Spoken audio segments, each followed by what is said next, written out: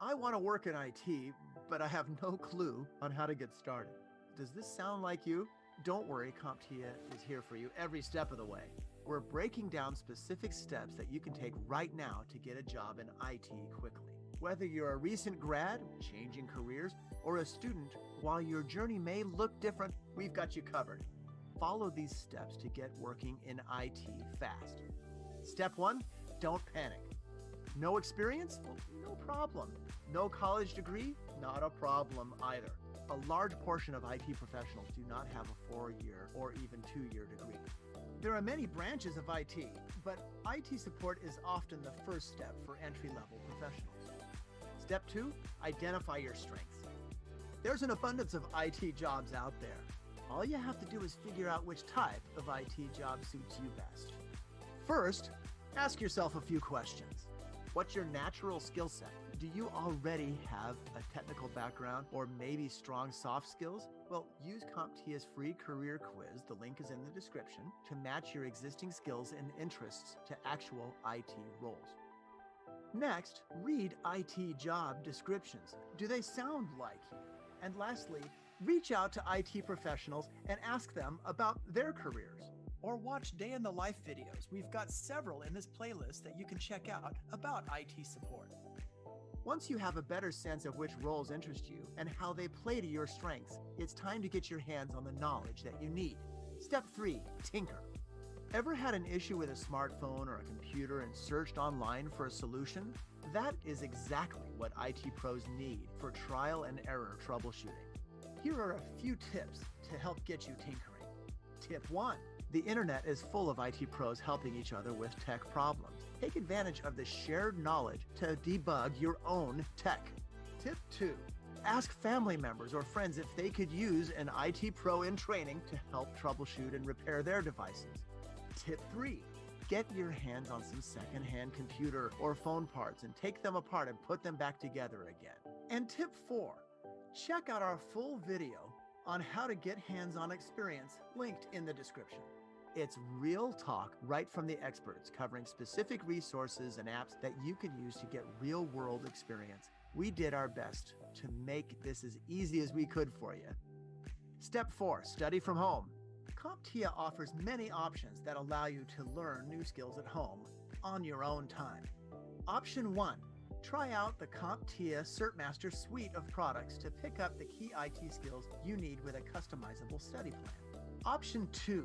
CompTIA Labs is a great option if you prefer to practice your tech skills with real equipment in a virtual environment.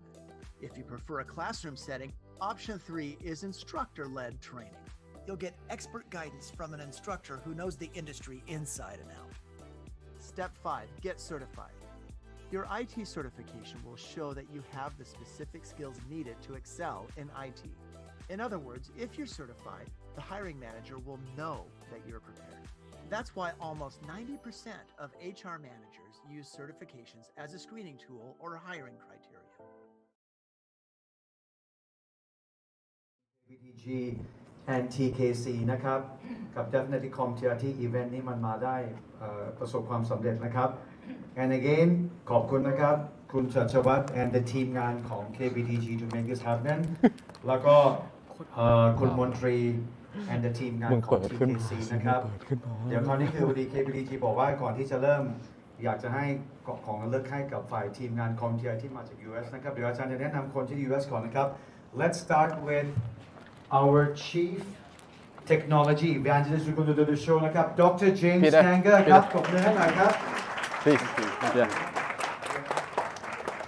โอเคนะครับ the second นะครับขอแนะนำนะครับ one of the most important นะครับเขาเป็น executive vice president ของ global sales นะครับเป็นมาจาก US นะครับ ได้ยัง Mr. Graham Hunter ครับ please welcome ไม่ขึ้นเหรอ ขอบคุณหน่อยครับ เชื่ออะไรวะ ดาวน์โหลดมายังเพื่อน โหลดแล้ว ดาวน์โหลดไปไหน เดสก์ท็อป คนต่อไปนะครับเพิ่ง join CompTIA ไม่นาน based out of Japan นะครับเป็น Vice President Business Development ของ Asia Pacific Team นะครับขอเชิญนะครับคุณ Peter Shalkwick นะครับตบมือให้หน่อยนะครับ thank you and ขอแนะนำนะครับคนนี้ก็เป็น Head of Marketing ถ้าไม่มีเขาวันนี้this event will not happen นะครับ so thank you very much let me introduce นะครับ Head of Marketing South Asia and Southeast Asia นะครับ ต้นนะครับ นะครับ Mr. Varun Sood please welcome ครับ yes ใช่ and last but not least นะครับผมแนะนำอาจารย์หนึ่งอาจารย์ก็คือ Dr. Charles Singh นะครับเป็น Regional Director ของ Southeast Asia CompTIA นะครับขอบคุณนะครับเดี๋ยวแนะนำ KBTG team ไหมรู้สึกว่าแนะนำใช่ครับ เชี่ยของอาจารย์อยู่ไหนวะ สวัสดีครับทุกท่านวันนี้โฮสต์โดย KBTG ก็ยินดีต้อนรับเข้าสู่ตึก K-Plus นะครับเดี๋ยวผมขออนุญาตแนะนำนะครับฝั่งทีมเจ้าบ้านก่อนแล้วกันนะครับเจ้านายผมเองนะครับคุณชัชวัฒน์อัศวรักษ์วงศ์นะครับเป็น MD ของ KBTG นะครับแล้วก็เป็น CISO ไม่เป็นไรพี่ ส่วนไทยด้วยเป็นครับเดี๋ยววันนี้มีของที่ระลึกนะครับของที่ระลึกมาให้ด้วยก็เดี๋ยวขออนุญาตมอบของที่ระลึกแล้วก็ถ่ายรูปร่วมกันก่อนนะครับ อาจารย์ครับ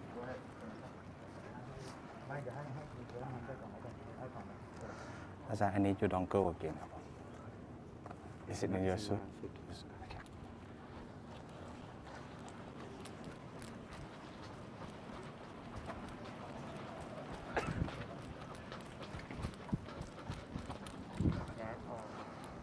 ไม่เป็นไรพี่ไม่เป็นไรเดี๋ยวใช้เครื่องนี้เอาแทนวินโดว์ไม่เป็นไรใช่ไหมพี่ใช้ไทซีไม่เป็นไรนะชัวร์นะ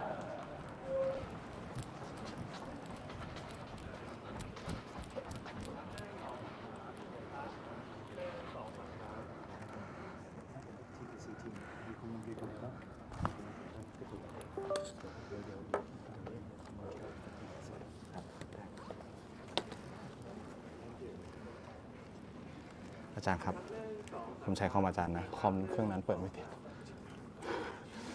หรือว่าไง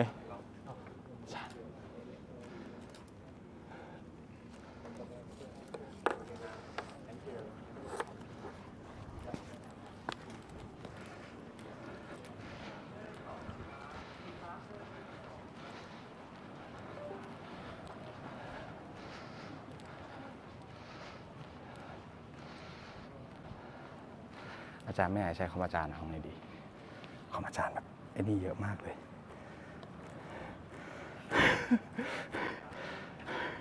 มีคอมเหลือไหม มีพอร์ต HDMI เหรอ ครับ มีครับ เรียนเชิญคุณดนตรีด้วยนะค ใช่ รับคุณดนตรีสายดาราสมุทรจาก TKC นะครับวันนี้เป็น แม็ก พาร์ทเนอร์ที่ คอมแม็กได้ปะ สนับสนุนเราเยอะมากๆนะครับในการจัดงานครับ มันมีคอมน็อตตั้งอยู่ตรงนั้นอะ คอมใครนะ คอมน็อต ไอ้แม็กแป๊บนึงแม็ก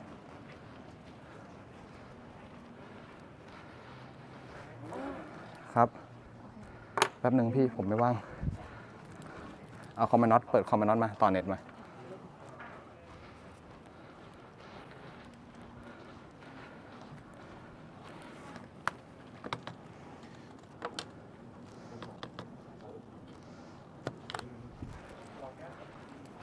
ใช้ได้ใช่ไหมมีแบตใช่ปะ ถ่ายรูปหมู่ด้วย แต่ กัน พี่ ครับ แป๊บนึง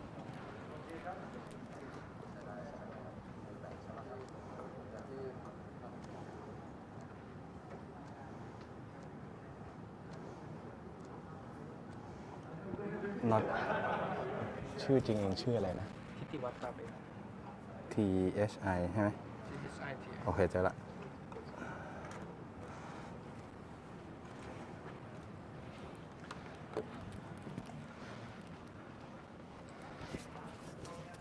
แชร์ในทีมไหม ให้แชร์ในทีมเหรอย อดใส่เลย เอาลงดาวน์โหลดแล้ว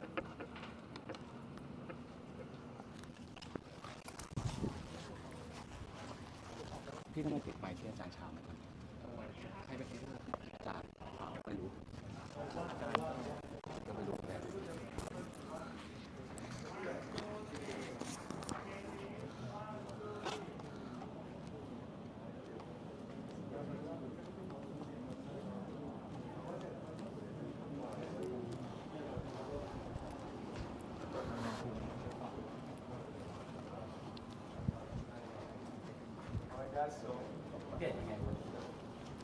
โอเคครับเชิญนะครับ before we start นะครับ opening ก็คือคุณเฉลิมวัฒน์ครับ just a short opening นะครับ ก็สวัสดีนะครับทุกคนแล้วก็ก่อนอื่นเดี๋ยวต้องขอบคุณทางทีมงาน ขอบคุณครับอาจารย์ เทียแล้วก็ผู้สนับสนุนทุกคนอีกรอบหนึ่งนะครับที่ทำให้งานวันนี้เกิดขึ้นได้อย่างไม่น่าเชื่อนะคือเราไม่เคยเห็นงานแบบนี้ในวงการแบงก์เลยนะครับตอนนี้เราต้องการสร้างบุคลากรทางด้าน Cyber Security ให้กับประเทศไทยนะครับอันนี้ต้องบอกว่าไม่ใช่แค่เคมีเดียวนะครับเราต้องการสร้างให้กับประเทศไทยเพราะฉะนั้นเราเลยได้รับความร่วมมือเนี่ยจากCompTIAเองจากบริษัทต่างๆเองนะครับเพื่อที่ว่าเราจะได้มาช่วยกันส่งเสริมพัฒนาบุคลากรในประเทศไทยให้มีทักษะความรู้ความสามารถในด้าน Cyber Security เพื่อให้มีความพร้อมนะครับในการรับมือกับภัยไซเบอร์ต่างๆให้กับประเทศไทยนะครับซึ่งวันนี้เองเนี่ยจริงๆต้องบอกว่าทีมงานของ KBT เองไม่ว่าจะเป็นกล้องทางโน้ต ไม่ของอาจารย์ใช้ได้ แล้วก็ทาง ไม่อยาก ที ใช้ ม อาจารย์ไม่อยาก ทุก ใช้ คนนะครับทีมที่ยกเว้นทุกคนนะครับตอนนี้ก็ต้องขอบคุณมากๆที่ช่วยประสาน จะเป็น งาน MC ใช่ไหม ผลักดันนะครับแล้วก็ทำให้เกิดเหตุการณ์วันนี้ขึ้นได้นะครับอย่างเรียบร้อย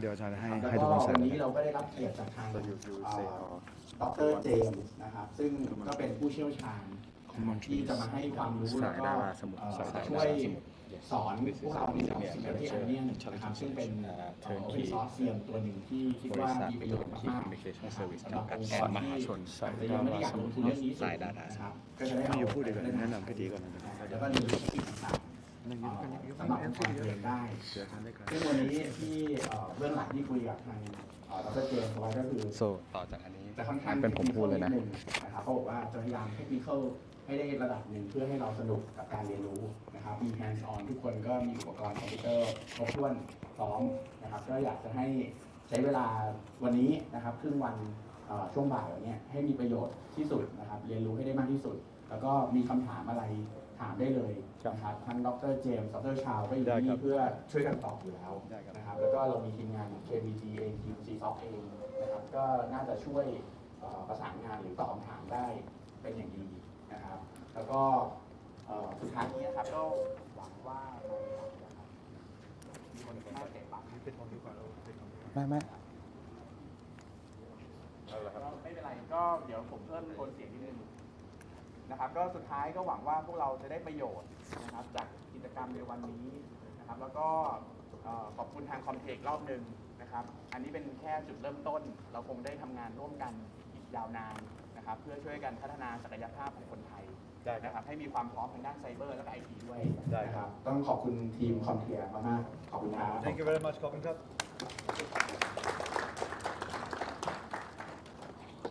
ครับผมลำดับถัดไปนะฮะขอเรียนเชิญคุณมนตรีสายดาราสมุทรนะครับผม Senior Manager จากบริษัท Turnkey Communication Service จำกัดมหาชนครับผมขึ้นกราบเปิดครับผม ครับสวัสดีครับก็ผมมนตรีนะครับก็วันนี้ก็เป็นตัวแทนในส่วนของคณะผู้บริหารของทางบริษัท Turnkey Communication Service จำกัดมหาชนนะครับก็ทางเราก็ยินดีอย่างยิ่งนะครับที่เราได้ร่วมกันจัดขอบคุณพัฒนากสิกรไทยที่เป็นตัวที่ถูกเทปจริงๆนะครับก็อันนี้จะพูดก่อนตัวเวิร์กช็อปเองเนี่ยเราก็ยังมีทั้งทางอาจารย์ชาวแล้วก็ทางคอมพิวเตอร์เกมที่เป็นผู้เชี่ยวชาญระดับโลกนะครับก็มาเป็นวิทยากรให้ความรู้ตลอดการสัมมนาในครั้งนี้นะครับก็ทีนี้ในส่วนของตัวที่เป็นเองนะครับเราก็อยากเสียงไมค์อันนี้ผมก็ได้ยินข่าว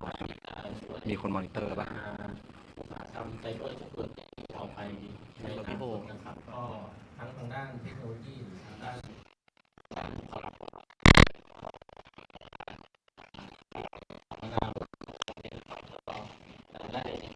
ได้รับความรู้กันอย่างเต็มที่นะครับขอบคุณมากนะครับ โอเคครับ thank you นะครับก่อนที่จะเริ่มกับดร. Stanger นะครับอาจารย์อยากจะให้ฝ่ายคอมเทียนะครับที่บินมาวันนี้มากันครบชุดเลยมาแบบทีมใหญ่จนอาจารย์สั่นยังไม่รู้ทำถูกหรือมันวันนี้ขอแนะนำหน่อยแล้วกันนะครับ our executive vice president นะครับ global sales นะครับ one of the top นะครับในคอมเทียนะครับ Mr. Graham Hunter please welcome ตบให้หน่อยครับ thank you ขอบคุณนะครับ Thank you, James. Charles, sorry, do I need? You have a microphone. Oh, yeah, but you should talk. Yeah. Thank you.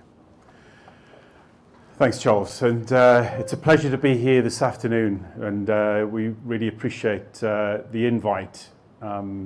We've been on a 2-week tour of the region, and I'm pleased to say that what we're going to talk about today, it's not unique to you guys here. Some of the challenges that we see are faced by lots of different teams across the globe. And that's great because it means that the work that we're doing to try and solve some of the challenges within the tech industry, we can really reach the global audience that the CompTIA is reaching at the minute with these products and services. So, first of all, there we go. I just want to talk about the broader tech opportunity.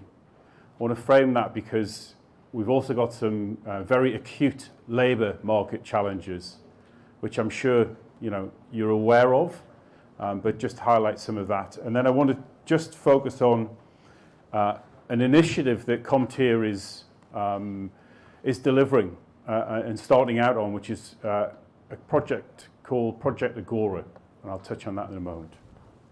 So, we've just come out the back of 2 years of accelerated digital transformation. Organizations have brought forward the investment in digitizing the ways in which they operate. And that acceleration has really led to an increase in the demand for technology services right across the world. And some of the stats that I've put up here just kind of underline that. If you think about the top, out of the top 5 organizations globally, 4 of those are tech companies. You look at the move that is happening to a cloud-first environment. You look at Amazon, they've just posted, I think it's 36% growth in the last year. And all of this is pointing towards a very burgeoning and successful and thriving IT industry. But that's also having a bit of a knock-on effect. we're seeing this play out in the fact that it's a very tight labour market wherever you are across the world. And that is a result of folks deciding, you know, if the certain industries that they were working in, be it retail or hospitality, were shutting down over the pandemic, and there's then been a desire to perhaps switch into another industry. You know, that is driving some of these challenges, and it's, you know, and that's the point I'm making here. It's not just in the tech industry that we're seeing the need for more individuals coming into the industry. With that growth in the tech industry comes a growth in demand of the skills.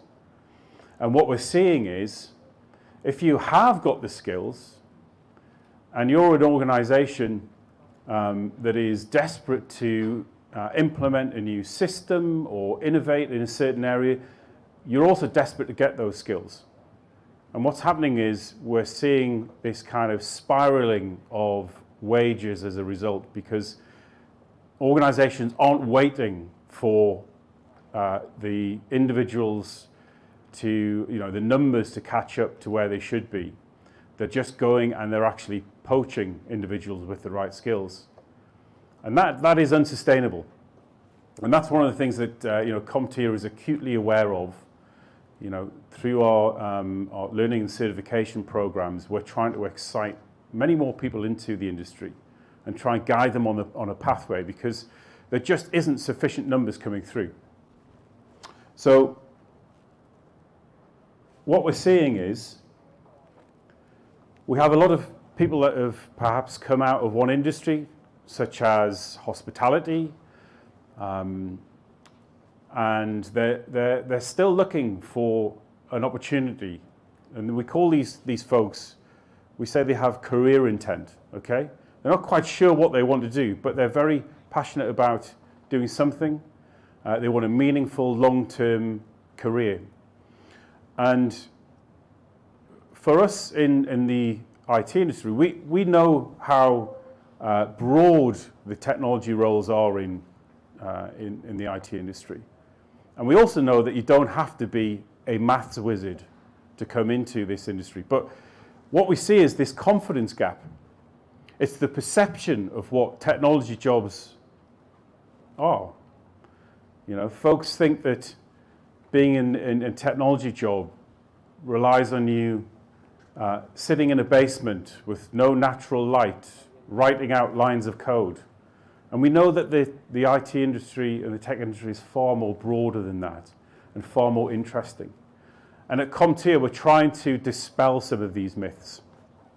Because what we want to try and do is we want to try and create opportunities for folk to come into the tech industry.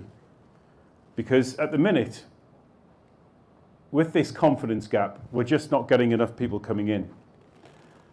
And this is the reality. We have a very small pool of individuals that are currently looking at technology roles. And that needs to be much larger. And we need to do a better job of convincing those that are career intent that actually the technology industry is where they should be coming. And we've done a pretty terrible job. I've been talking about the skills gap and the need for more people to come into the industry for at least the last 10 years. But my CEO and folks at CompTIA recognize this as an issue, and as a global IT trade association, we're looking to do something about that. And what we're doing is we've created this initiative. We're giving it a name, Project Agora. Agora in Greek means marketplace. And what we want to do is, with Project Agora, is to create and become the most respected place to start, build, and supercharge your tech career. We've been ourselves off the back of 2 very, very successful years. As a non-profit trade association, we need to reinvest the money that we have made over the last 2 years. And this is our answer to try and solve one of the biggest challenges that we see organizations facing at the minute, which is just the scarcity of talent. So through Project Agora, it's about unlocking the potential of individuals. It's about encouraging upskilling programs. Okay, so existing IT staff, giving them an opportunity to learn more, to progress on a pathway into the in-demand roles, but then also backfill some of those more junior roles. But we need to do that by exciting a new wave of individuals about the opportunities within the tech industry. And that's really what we're doing with Project Agora. And we're committed to closing this skills gap, to providing initiatives that excite and entice more individuals into the tech industry. And so we're on this kind of global mission to be able to support organizations like yourself. If you think back to how you got into the tech industry and how you are excited about what you're doing here, we want to try and replicate that, but we want to be able to tell a much better story than we have done for, say, the last 10 years. Because whatever story we have been telling hasn't been sufficient enough to move those folks from career intent into tech intent. So that's the project that we're working on at CompTIA over the next short while. But it's a real pleasure to be here with you. I am absolutely the warm-up act, and it's my pleasure now to introduce our Chief Technology Evangelist, Dr. James Stanger. James.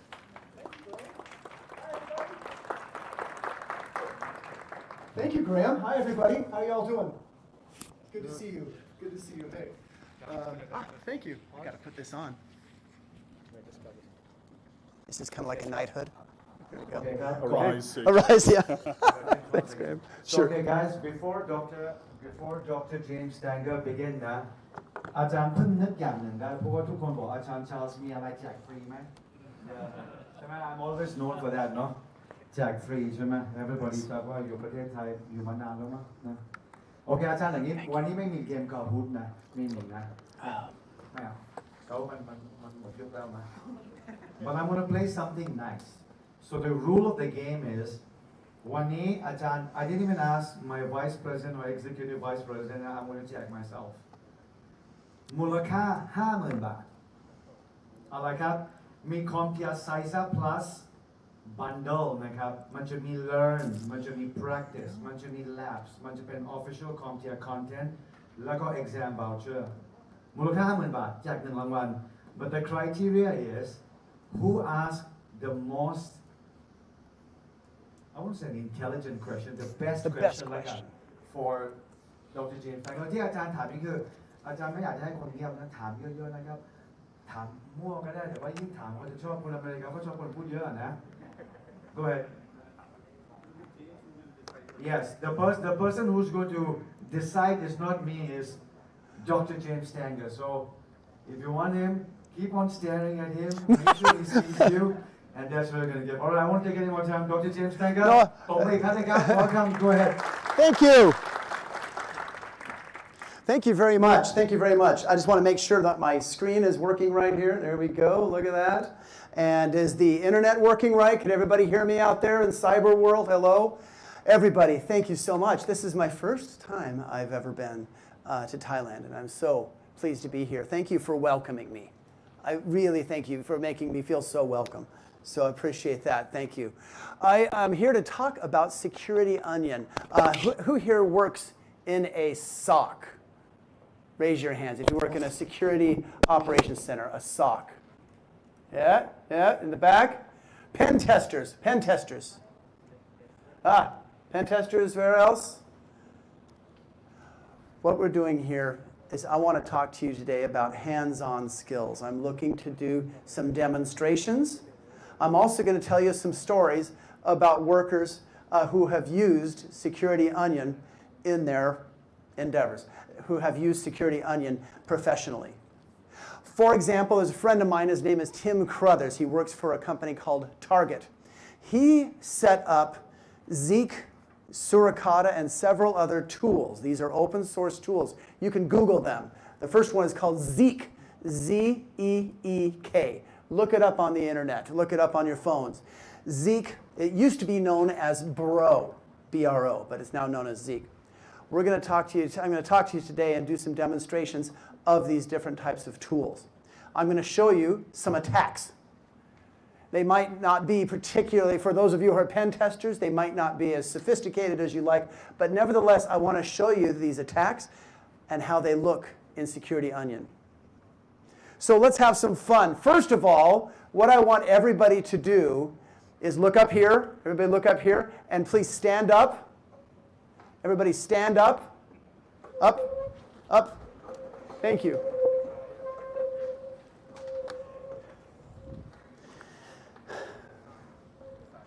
What I like to do when I get things started, I like to do a selfie with everybody. Is that okay? So could everybody, you come over here, all of you, come over here. We get together.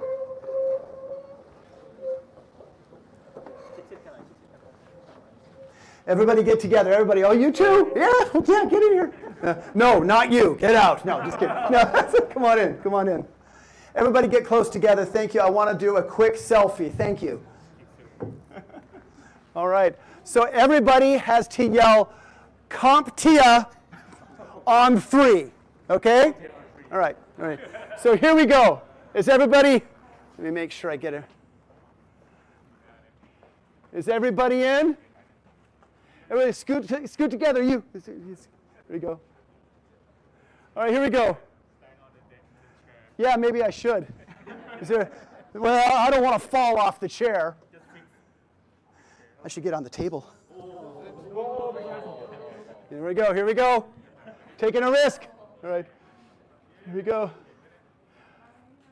Oh, hold on, all right. After 3, 1, 2, 3, CompTIA. Thank you. Let's have a seat. Did I break your front? Did I break the table? All right. I guess I need my microphone back. Thank you very much. I know that's kind of silly. All right, I know that. But I want to break the ice. I want you to ask questions. If you have comments and stories. So let me tell you, I know of a bank that uses Security Onion. And the reason why they use Security Onion, they could use Gartner Magic Quadrant, they could use RSA's tool, they can use anything. But the reason why they use Security Onion is because they can customize it.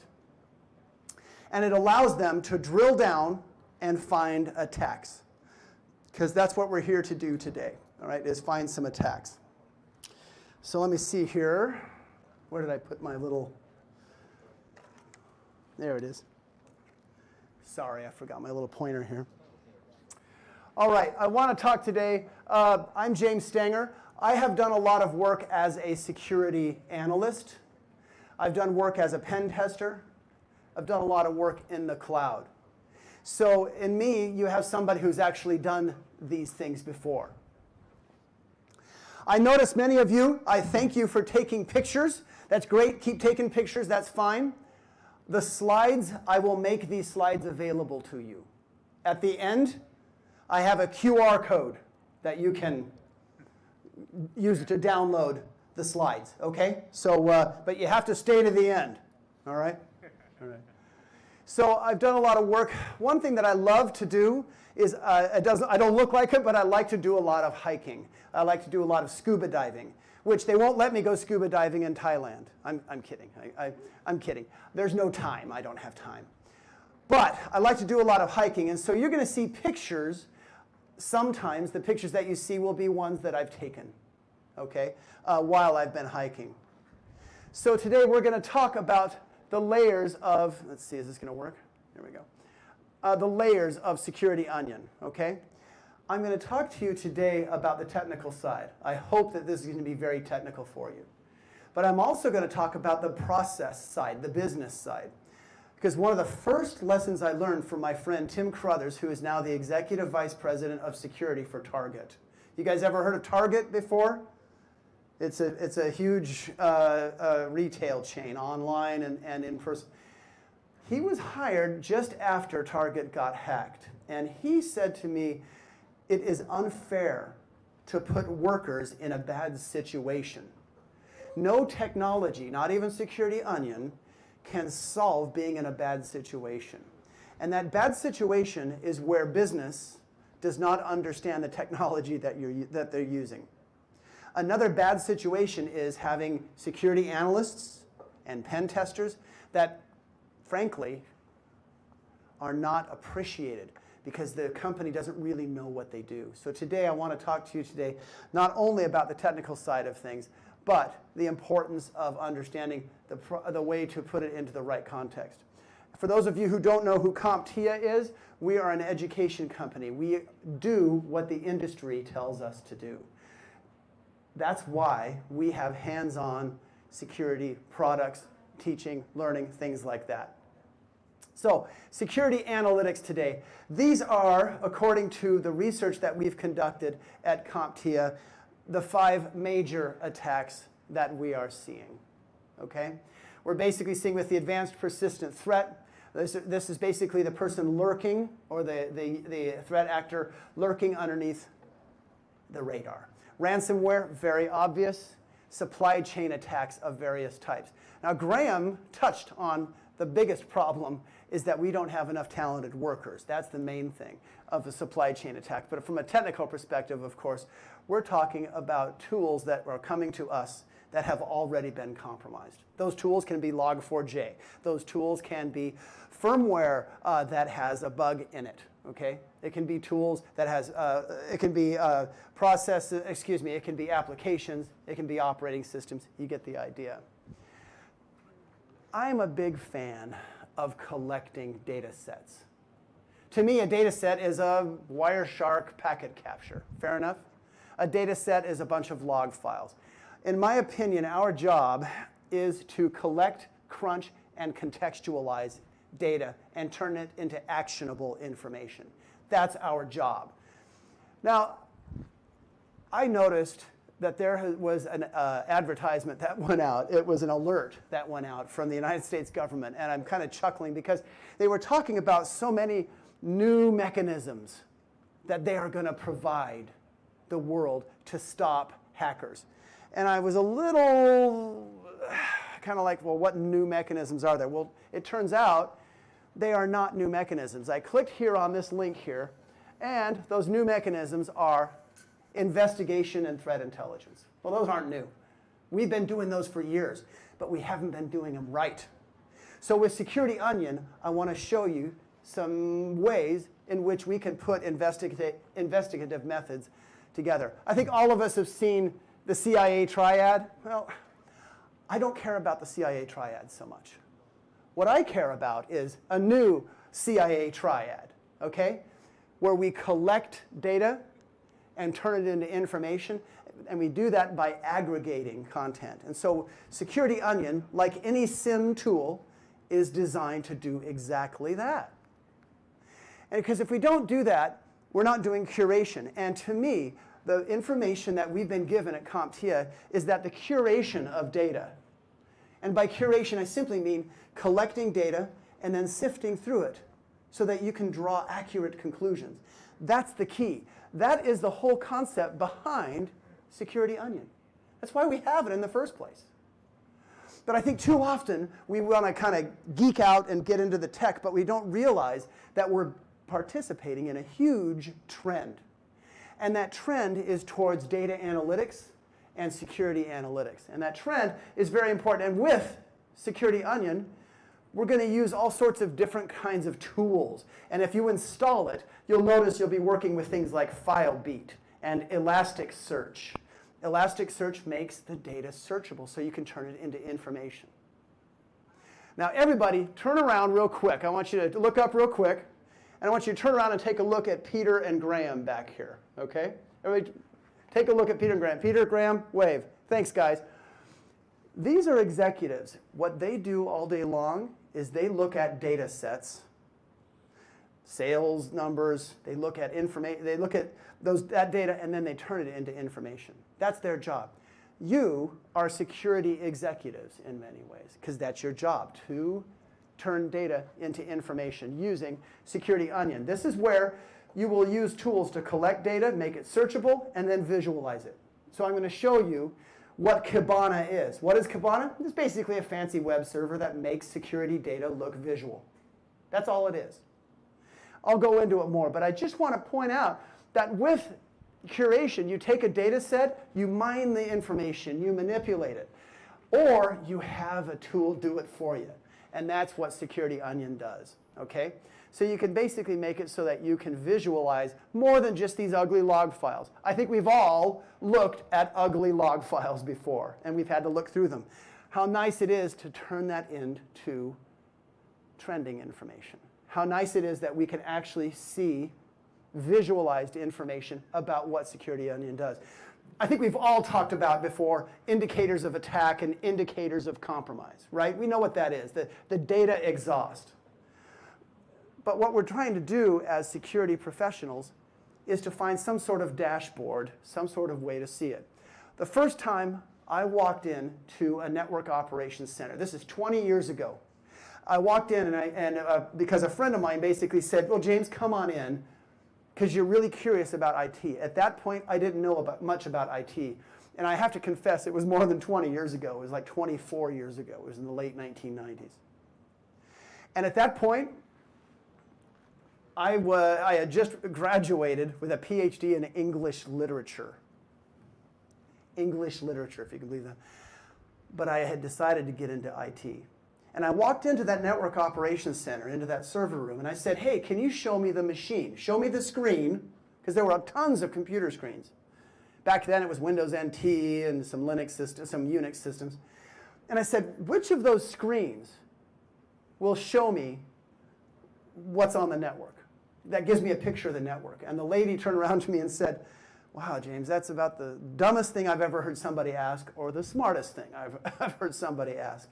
Because she said there is no one computer these days that allows you to look at the heartbeat of a network, to look into it. Well, 24 years later, less than that actually, it took about 15 to 20 years, but now we have that ability.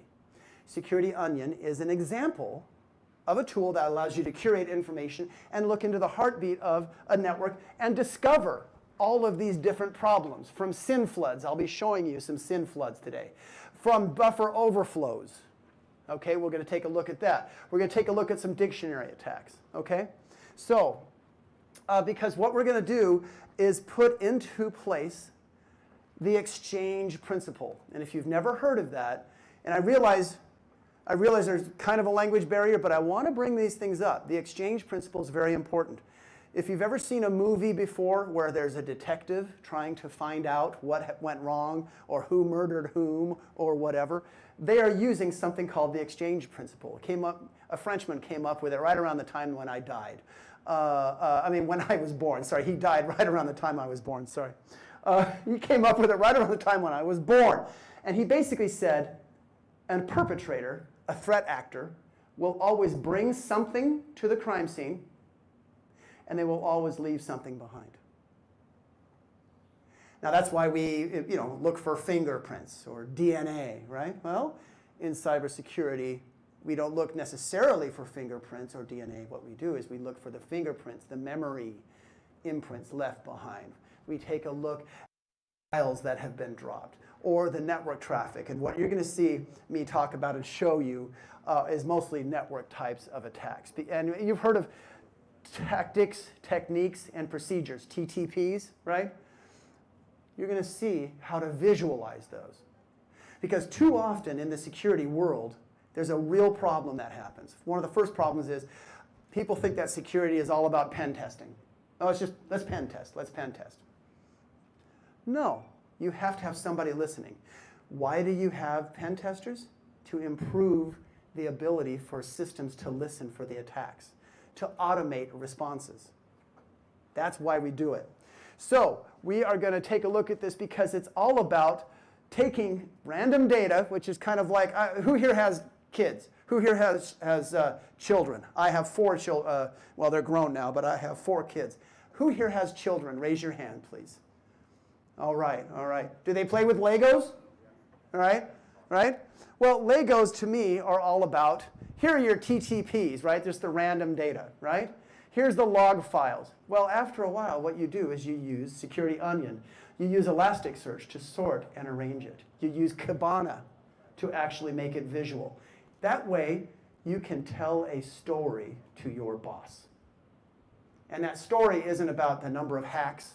It's, here's an issue that we're having, and here's how we're going to solve it. That's what Security Onion is all about. So you're going to see me demonstrate the idea of, this is the Lockheed Martin cyber kill chain. I'm sure that's familiar to you. There's also the MITRE attack model. My boss just contacted me yesterday and said, hey, I'm hearing a lot about the MITRE attack model. What do you know about it? I'm like, well, I'm asked to write about it in a lot of magazines, and I present about it almost every day. The MITRE attack model is very similar. Oops. These are very similar models. The idea of conducting OSINT, O-S-I-N-T. The idea of discovering what the vulnerability is. Weaponizing to basically say, look, I see a vulnerability. I'm going to map code to that vulnerability, and I'm going to deliver it. I'm going to conduct the exploit. I'm going to install more software. I'm going to issue a command and control, take command of that resource, and then move on. Similarly, the MITRE attack model basically starts at the initial recon, the initial compromise, establishing a foothold. So here is where you could, this is like reconnaissance. This is where you use Nmap. Who here's ever used Nmap before? Right? We've all used it. This is where you're basically using basic tools, whether it be THC Hydra or Metasploit or what have you. This is where we're going to go and do these attacks. So these are the basic ways that I'm going to show you how to map to tactics, techniques, and procedures. So let's actually do a bit of a demo finally. So I just wanted to do a quick overview. Security Onion is an open source tool. You can download it for free. Organizations that provide security as a service or SOC as a service many times will use Security Onion. I've also seen organizations use Security Onion as a way to conduct practices. They may have a SOC tool already, but they set up a separate Security Onion tool to go about getting it going. So we've all known Kali Linux. You guys know Kali? Kali Linux has all sorts of tools for pen testers on it. Security Onion has all sorts of tools for security analysts. Kali Linux is for the red team. Security Onion's for the blue team. And basically, we can go in here and start drilling down in information. And these are some of the layers of the onion. Where are you, Varun? Are you still here? Or did you have to run out? Maybe he's outside. Varun has taught me that to eat good Indian food, you have to eat it with good raw onions. Okay? Well, onions, we know, have layers. And these are the individual layers of the onion. Each of these tools, these are intrusion detection tools. These are tools that basically store the information. This basically makes the information searchable. These tools basically make it so you can look at it. So those are the layers of the onion. And forgive me for sitting down, but now it's time to do a demo. And let me stop here first to see if anybody has any specific questions. Any questions? All right. Ooh, that's interesting.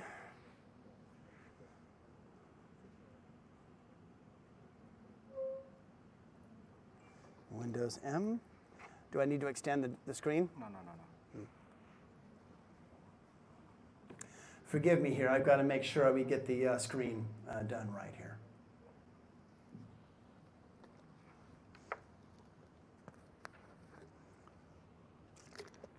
Oh, thanks.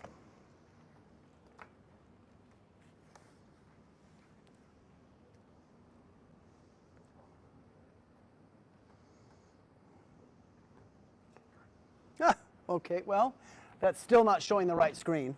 That's still not showing the right screen, though. So do I have to extend my screen?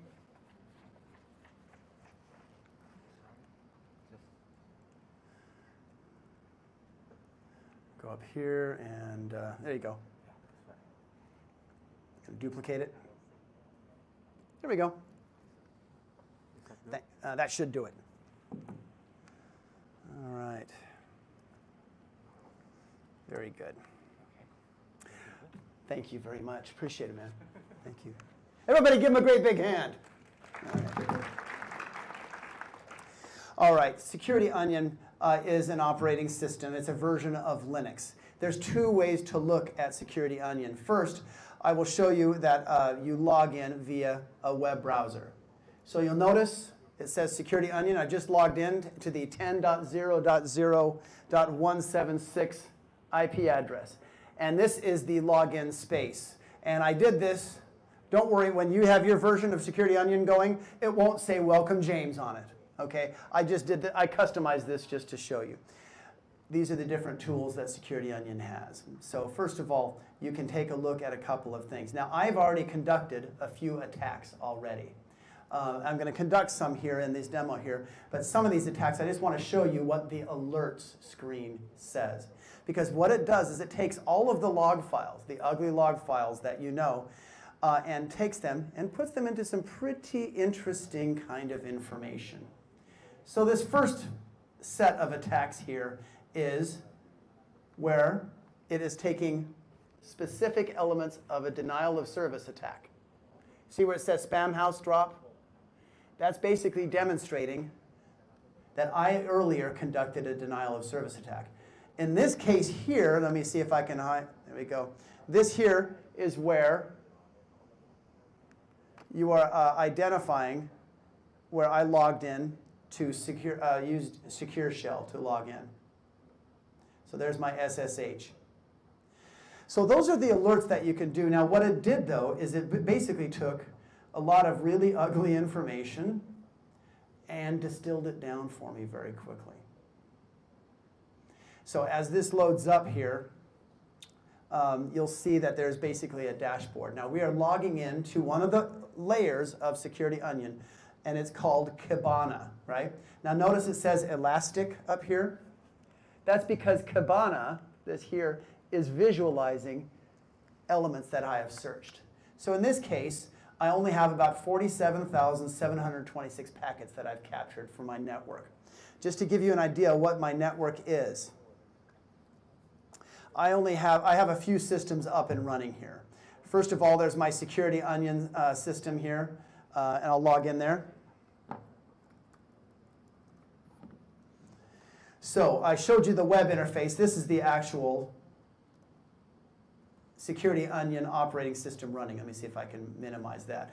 Forgive me if it's acting a bit slowly, but this thing is a huge, huge bandwidth hog. This is something, by the way, that you can set up on the cloud or you can set up installed. Graham earlier mentioned that we live in a cloud-first hybrid world. In my case, I've tended to install Security Onion on a gateway. I've tended to install it on the premise. So for example, this institution, I would find the gateway and install it there. But you can install it in the cloud as well. It's not an issue. AWS and Azure both allow you to get instances of Security Onion going if you want. I'm mostly going to stick to this version here, which I am running. Let's see if I can run that real quick for you. Which I'm running via VirtualBox. Did I just act? There we go. Anybody here use VirtualBox? VMware, right? I use VirtualBox. You see I have a lot of these, but there's my instance of Security Onion running here. So let me give you a kind of a visual overview of some of the elements. So first of all, there's 47,000 packets happening here. But notice that right away, I can go in here, and you can see where it lists event categories. And I'm just highlighting this here. Here, you can go alert, file system attacks, host-based attacks, or networking. And you can click on each of these elements. So what I'm doing here is giving you kind of an overview of each of the elements of Security Onion, and then I'm going to conduct some attacks so you can see what happens when they're fresh. So right here, it has captured some elements of that DDoS attack. In this case, it's basically discovered, see that GPL ICMP after a while? That means that Suricata has discovered an Nmap attack. I shouldn't call it an Nmap attack. It's discovered an Nmap scan that I did, okay? Some people consider those attacks, some people don't. Now what you can do is you can scroll down here and you can actually take a look at, well, looky here. Here is port 22. What's port 22? Secure shell. And this is basically where it's listening in very carefully for a previous secure shell command that I have. Notice that it is capturing information in JSON. That's generally what you're going to be doing here. And then this is the ugly log file here. Let me see if I can expand that. There we go.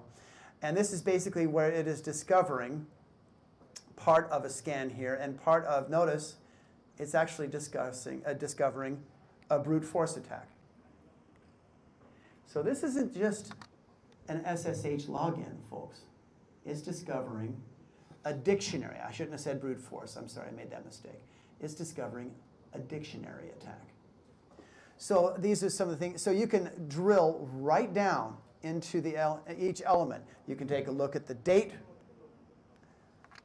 You can go right in. You can categorize it per packet. So I've shown you a couple of elements here. First of all, you can drill down to each of the packets. You can also go up here and you can identify some of the different attacks that have been happening. So if I quickly click on this, you can see that basically is where it discovered a certain element, and then you can start to drill down and contextualize these packets. So now what we're doing is actual content curation at this point.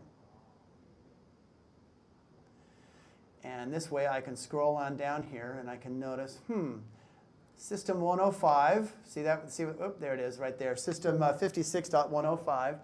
Most of the scans that you're going to see today are going to be on the 192.168.56.105 network. And you can see that this system here, 105, is in one way or the other talking to 114. So the question is, what is it? So we scroll on down here, we take a look at the JSON, and we can take a look here. And this is basically the name that I gave my instance of Security Onion James, that's my name. And this is where, once again, it has discovered an ICMP ping. And let's open that up here. And it is basically discovering that this is a malformed packet. That's why it ended up in an alert. And the question becomes, is this a false positive? Is this an important packet or not? So those are some of the elements of Security Onion happening there. So let me do something here. I'm going to get back out of this here. Another element of Security Onion is something called Grafana, Grafana. Grafana is nothing more, it's very simple really. This basically allows you to discover the health or the performance of your instance of Security Onion. It creates graphs that basically shows how many people have logged in, what the processes, how many processes are launched, any sorts of spikes in memory usage. So Grafana is basically an instance of Kibana that basically allows you to understand who has logged into the management interface and why. So that's what Grafana is. Any questions about that? So when it comes to using Kibana, again, I'll log back in there, but I want to show you a couple of things here having to do, that's not good. I want to show you a couple of things having to do with different attacks here. So what I want to do is do a simple ping flood attack. Does that sound like a plan? Has anybody here ever heard of hping3 before? hping3. hping3 is a packet forger. And what I'm doing is I'm telling it to set up a bunch of SYN packets, a SYN flood, and I'm going to choose port 800, unless somebody has a different port that they'd like me to use. Okay? And I'm telling it to conduct not only to create a SYN packet with the port of 800, but I'm telling it to do a flood. And I'm telling it even further to use random source IP addresses. And then I'm going to tell it to attack a particular system on the network. So let me show you.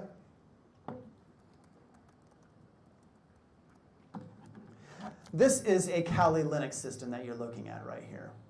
And in this Kali Linux system here, there we go. There is, I am attacking, my attacker system is IP address 105. So that's the system that I'm attacking on. And I'm going to set up a ping flood right here that is going to attack port 800. And I'm just choosing that at random. And then it's going to attack port system 114. And system 114, I may as well activate that. There we go. Is a poor beleaguered, a poor little Windows system. Can anybody tell what version of Windows this is? Yes, it's Windows 7. Very good. Now, I know Windows 7 is old. I get it.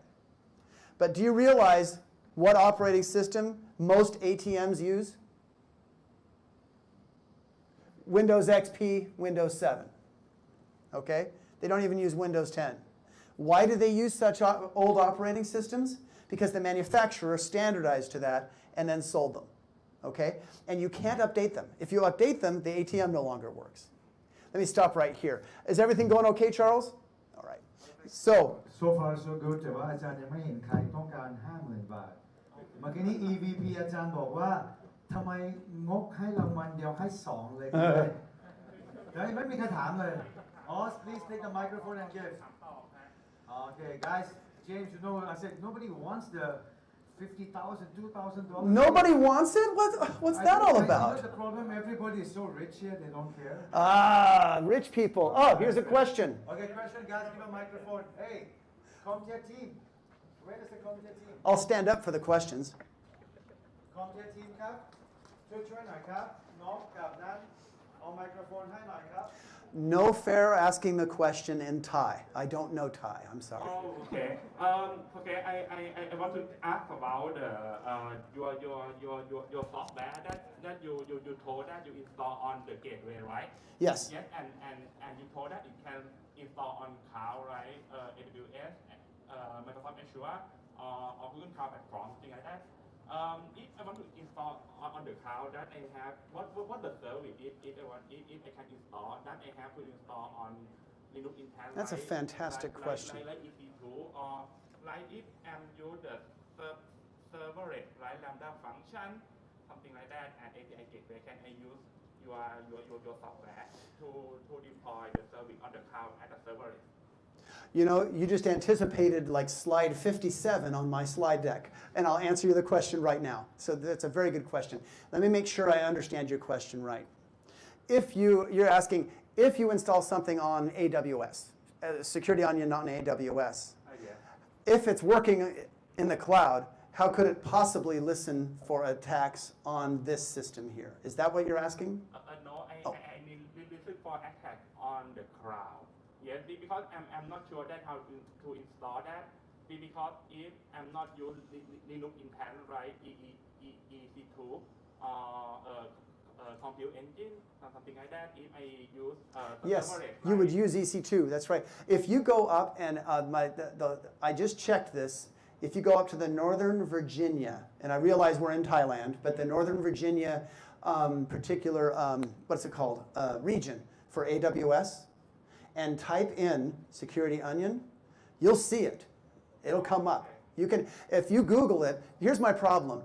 Because I'm doing demos of Security Onion and so many things, it always crashes my internet. If I could, I would show you how, on the internet where you can get AWS. If you want, you can attach your computer to the screen here. I mean, if I'm not using EC2, right? If Yeah. I use Lambda function. Yeah, that's right. At a serverless, how can I install the Onion agent to the Lambda function? That's a great question. The Lambda function does have a Security Onion API, and it will feed right into it. I'm sorry, now I understand your question. I apologize. My hearing is not very good. Yes, my hearing, back when I was a kid, I was in a lot of rock and roll bands, and I played very loud guitar, and it hurt my hearing. Okay. Yes, if you have Lambda, for example, or an S3 bucket, right? Or a data lake, or even a virtual machine. Each of those you can tie in. First of all, a virtual machine is pretty simple. You simply tell that virtual machine to send its logs to Security Onion. So the other ones, they have an API. You can just tie it right in to Security Onion, and it'll send that information directly to it. Oh, okay. And I have to install the agent on the machine, right? To send the data? First, yes, you can. There are several different ways to do it. This is where I always hesitate because, first of all, if you have a virtual machine, you don't need an agent. You just send the log files directly to Security Onion and no agent, right? Which is kind of nice. If you have Lambda, you can take the log files from Lambda and simply pipe it right into Security Onion, right? So you don't even need an agent there. And it's the same way with the data lake. As data lakes, it's the same way with serverless applications. But there's also an API available, and there's an agent if you want to install it, you can do that. And I could show you real quick what some of those agents look like, real quick. But personally, I prefer not having agents as much, right? Because I know people say, well, James, servers are so powerful nowadays, agents don't slow down computers like they did 20 years ago. I still think they have a performance impact. And I think putting agents on a computer also has a tendency, sometimes those agents can introduce security problems themselves. So I try to go agentless whenever I can. Having said that, it's a possibility. Let me show that to you right now just to answer that question. Yes. And I have another question. No. We only allow one question, right? No. Give him a break. Come on. Okay, all right. I'm kidding you. Go ahead. What's your next question? Okay. I have a question about Grafana that you Yes. That you demonstrate. That it can monitor the resource of the server, right? The network traffic, the CPU and memory, things like that.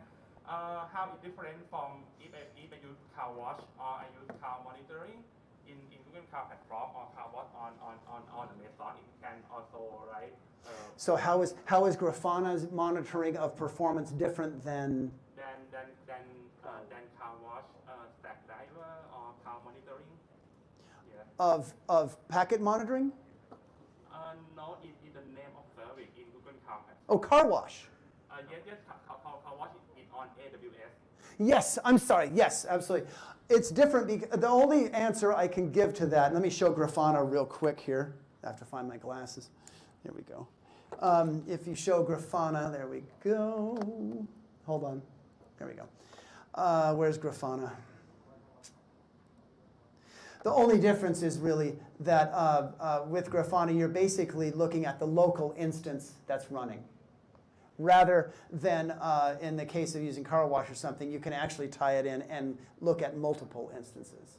So where's Grafana here real quick? Oh, wrong one. Sorry, guys.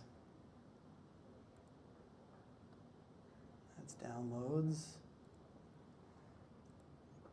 Let me start over here real quick. Grafana, there you are. So Grafana is only listening to the way I've configured it, it is only listening to this instance of Security Onion and not the performance of any other system. Does that answer the question? Yes. Why I have to use Grafana instead of CloudWatch? Because it can watch everything. Yes. In the same dashboard. If I use Grafana, it's more complicated. If I have like 100 virtual machines, so I have to look each of them each one by one. Yes, if I use CloudWatch, I can look 100 instances. And it looks at many of them. Yeah. I do like what CarWash does. And what you can do is you can set up your Security Onion log files, right, that normally report into Grafana. You can just point them towards CarWash. You know what I mean? You can point them, and then that way, your instance of CarWash will look at the performance, review the performance of not only the serverless apps that you have or what have you, but also for Security Onion. I've seen that. Many of the organizations that use Security Onion that I know, they usually take the default instance of Security Onion. And if you go and install it yourself, you might find that the version's slightly newer than the one I'm showing you. The reason I'm showing you this old one is that generally they start with this older version and then they customize it in a massive way. They'll they'll compile their own Linux kernel, for example, and pop it on there. And because the other thing they'll do is they'll actually take the packet capturing tools, the Ethernet software that actually manages the physical interface, and they will upgrade that software. My friend Tim Crothers, when they were using Zeek and a bit of Security Onion, they discovered that, that the packet capture was just too slow for the, because they had terabytes of information coming in on an hour-by-hour basis, and the packet capture couldn't keep up. And so they basically compiled a lot of custom modules and also the custom kernel. But sorry, I've drifted away from your car wash example, so I'm sorry, a question. Two very good questions. And yes, you can point these log files. Sorry, I'm pointing here. You can point the log files that show this, here we go, here to car wash or any particular cloud service. Forgive me if I tend to be a little centric towards AWS. My oldest son works for AWS he's a front-end developer. I kept telling him to be a security guy, but he wanted to be a front-end developer. Kids these days, I don't know. But he does very well. I wish I did as well as he does. Well, I don't know if that answered your question. Yeah, and does it have any more monitoring feature than the cloud native monitoring? Yes, the monitoring that I've seen, that I've enabled here, let me see if I can find it real quick here, is something that I think is a little beta-ish, but it's there. It's called Fleet DM. And I just clicked on it, so let me show you. I just clicked on it right here, just to be really obvious. Where is it? I lost it. Where's Fleet DM? There it is down here. Can anybody see that? Can anybody see that right there? Fleet DM. That's basically a monitoring tool that's not so much, that really focuses not so much on security monitoring, but on performance monitoring. So in this case, all I did was enabled one Windows host. Guess what? This system here. And I'm using Fleet DM to basically view the hosts here. Let's see if it's going to show up here. And it was fetched just, this is the system here, and if I click on this, it basically gives you real-time information. So in this case, look, I have 133 gigabytes information available. I think this is a 1 terabyte drive. Because I'm running Security Onion on it, guess how much? It didn't use up all of that, but it uses up about 300 gig just to start. So if you're curious, like, well, if I want to start Security Onion, how much hard disk space should I start with? The answer is a lot. And I would do a half terabyte just to start. Why not? All right. So this is the monitoring that you can do, and this is done by an agent, and I'll show you how you can download that agent software. In this case, that's when I installed it. Looks like the last time I did an update on this was yesterday. I'm not doing any updates right now because of the performance hit on this particular system. I'm not saying Fleet DM is bad on a performance hit, but I just don't want I run into too many problems as it is doing all the demos that I do.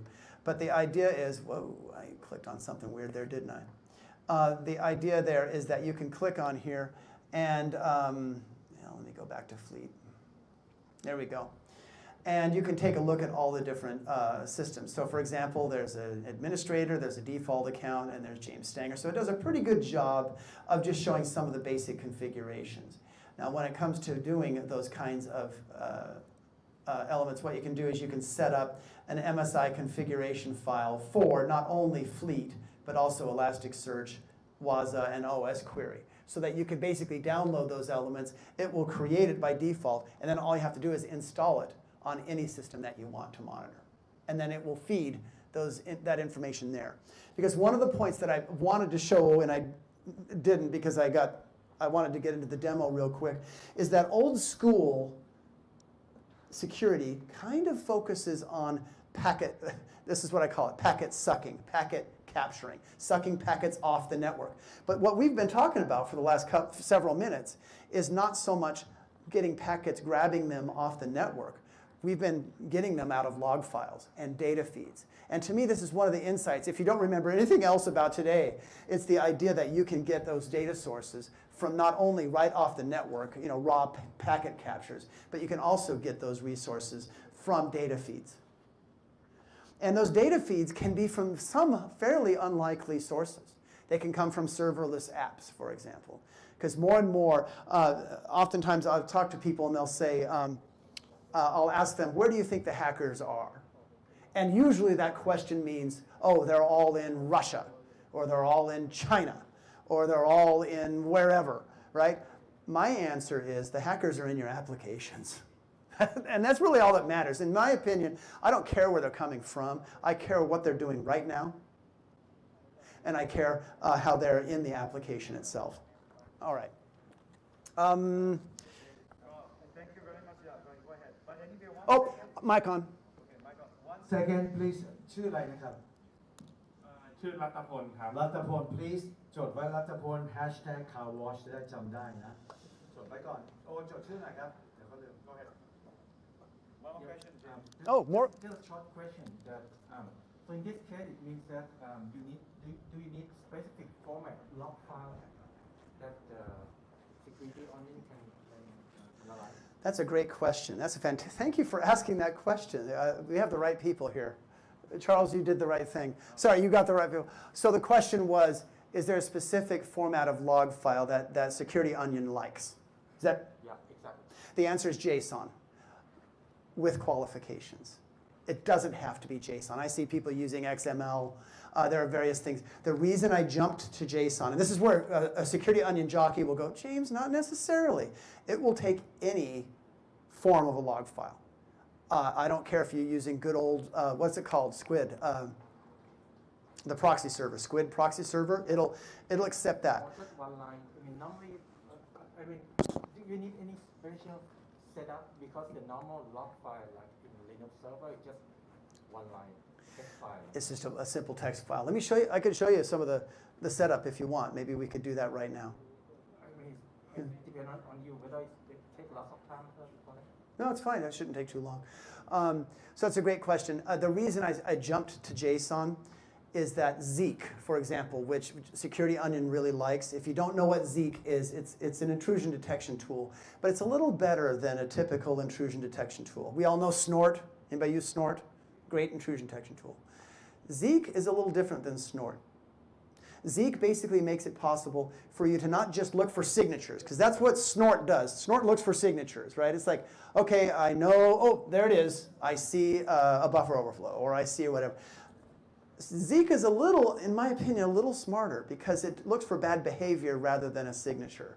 You know, if you're a parent, right, you may not be able to define the bad behavior that your son or daughter does, but you know bad behavior when you see it, right? Heuristic. Yes, it's heuristic. Okay, sorry.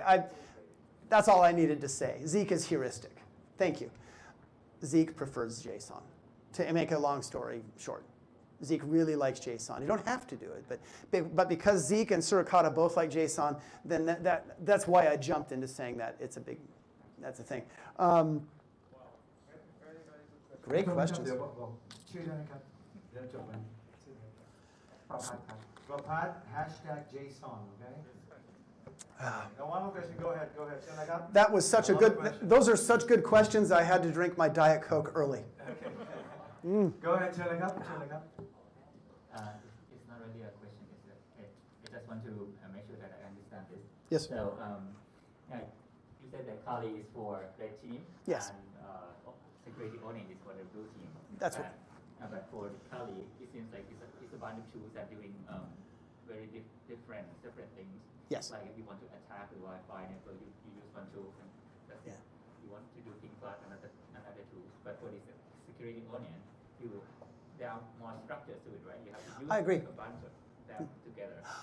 Wow, that's an absolutely brilliant point. Could you say that last part again about the difference between how Kali is individual tools and Security Onion? Yeah, it's like a more structured kind of bunch of tools. It's coordinated. Yes. Yes. In the same way that an onion, right, is not just something jumbled in there like, you know, water inside of a coconut or something. Security Onion, you know, it's very structured, right? One layer after another. And that's a very good point. They all have to work together just to prove that point. Let me show you all of the different technical perspective of how all those different tools work together. Let me see if I can find that real quick. There it is.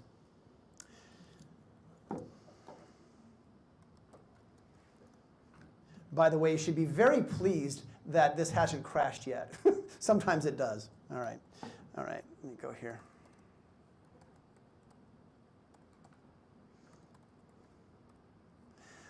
Let's see here. I just want to make sure I do the right command. There's so many different commands in Security Onion. Sometimes I choose the wrong one. There it is. Can you see this right here? I'll highlight it there. If in the back, can you see that in the back? It's just a simple Linux command. I've just issued sudo, the sudo command. We all know what that does. And it asserts root. And so let me issue the password. And to his point, and what's your name again? Sure, thank you. To his point, these are all the different layers of the onion that have to work together. So first of all, we're using Docker. And the one reason I like talking about this, and forgive me if I got a little ahead of myself, maybe I did, I don't know. Actually, I don't think I did at all. Docker is the root of all this, right? You could argue the kernel is the root of it, right, or whatever. But let's Docker. So this is Docker basically getting all of these processes started. And then it gets a container going, right? And these are all of the different layers of the onion that have to work and play well together. And it goes off the screen, right? There's a lot of these layers. Let's see if I can, I don't know why that's not moving down. There we go. Those are all the layers that have to work together. So for example, I don't know why that keeps happening. For example, we have, where is it? There's Zeek right there. See where it says so-Zeek? That means Security Onion's instance of Zeek, all right? And in this case, there's also something called Suricata, which is very similar, to be honest, to Zeek here. They have kind of similar functions. I don't know what is going on here. There we go. Sorry, it's probably this computer working too hard. It's awfully hot. So each of these elements is working together. So those are the two that are basically, in my case, grabbing logs, feeds, but also grabbing stuff off the network. Suricata basically gets logs right off, hard disks, information right off of this particular host here. And then all these other elements have to do with basically taking all the information and then putting it into Kibana so that you can have it visualized. So thank you for that question. Is that what your comment was? Thank you. Next time I think I'll bring you with me. I think I'm going to be doing this in a presentation in Hawaii, or a version of it. You want to come to Hawaii with me? All right. Actually, the three of you, actually. Oh, that's really good questions. So maybe we could do that. Good. Charles said that he would fund it. Okay, thank you, James. So, there you go.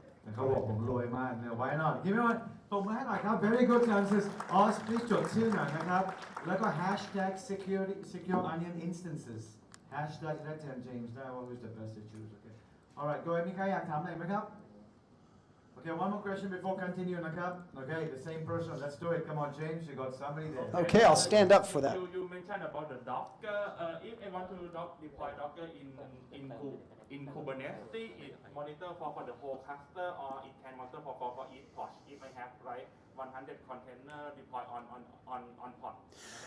It will be able to do all 100. Yes, absolutely, as long as you set it up correctly. And here's the problem: is notice I'm running. Well, notice that I showed you all those processes. They're running on one system. Okay, that's not very scalable, right? To have Zeek and Suricata on one system, plus Elasticsearch, plus all those others running, in a production environment, that would melt down in a matter of seconds, right? You'd have to distribute it. So my answer is you have to set up a seriously distributed system where Zeek might be on one element, Suricata might be on one server, right? Elasticsearch is by itself. Kibana might even be by itself. They all are working together, but you hyper-distribute it. You have to. Okay. Which is, if you don't, you'll never, all those Kerberos instances, trust me, it'll just blow it away. So, and I'm sorry that I wasn't able to bring in, a server rack to show you, the absolute distributed element of it here, if you want to go install, or a cloud instance. I've thought about getting a cloud instance going with AWS, but it's pretty expensive. And I can't really justify it on my budget. because if I got all those instances going on AWS, I remember it being about, if you do serious production capturing, it's about 54 cents an hour. I mean, that's really expensive. But you can create a small cluster, right? Just Yes. one replica or two replica, so it enough to demonstrate it. Like if you want, you have to create a 100 replica, thing like that. Yeah, you don't have to do it all. Yeah, that's right. That's right. That you mentioned that you will demonstrate install the security onion in serverless like Lambda function. Do you have any document to I can follow after that? Do I have any documents that would show where you can install it on the gateway? Is that what you're asking? Yes. On API gateway, on Lambda function, or on Yes. Yeah, I have a few. RDS. Yeah. In any service. Any that is not right a VM. So in that service, but I don't know that how to install the onion in platform as a service or software as a service. That's right. Okay, so the best way to when it comes to installing security onions, let me go back into that real quick. I'll do that, and then I'll show you the configuration file for Zeek. Right? Just somebody was asking earlier what that looked like, so I'll show that. Where did I put my? There we go. Glasses.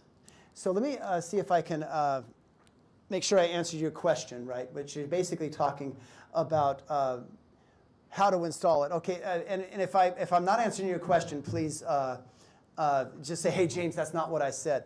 So first of all, here is Security Onion running. And you'll notice I've got about 4 or 5 other instances going here of Kali, right?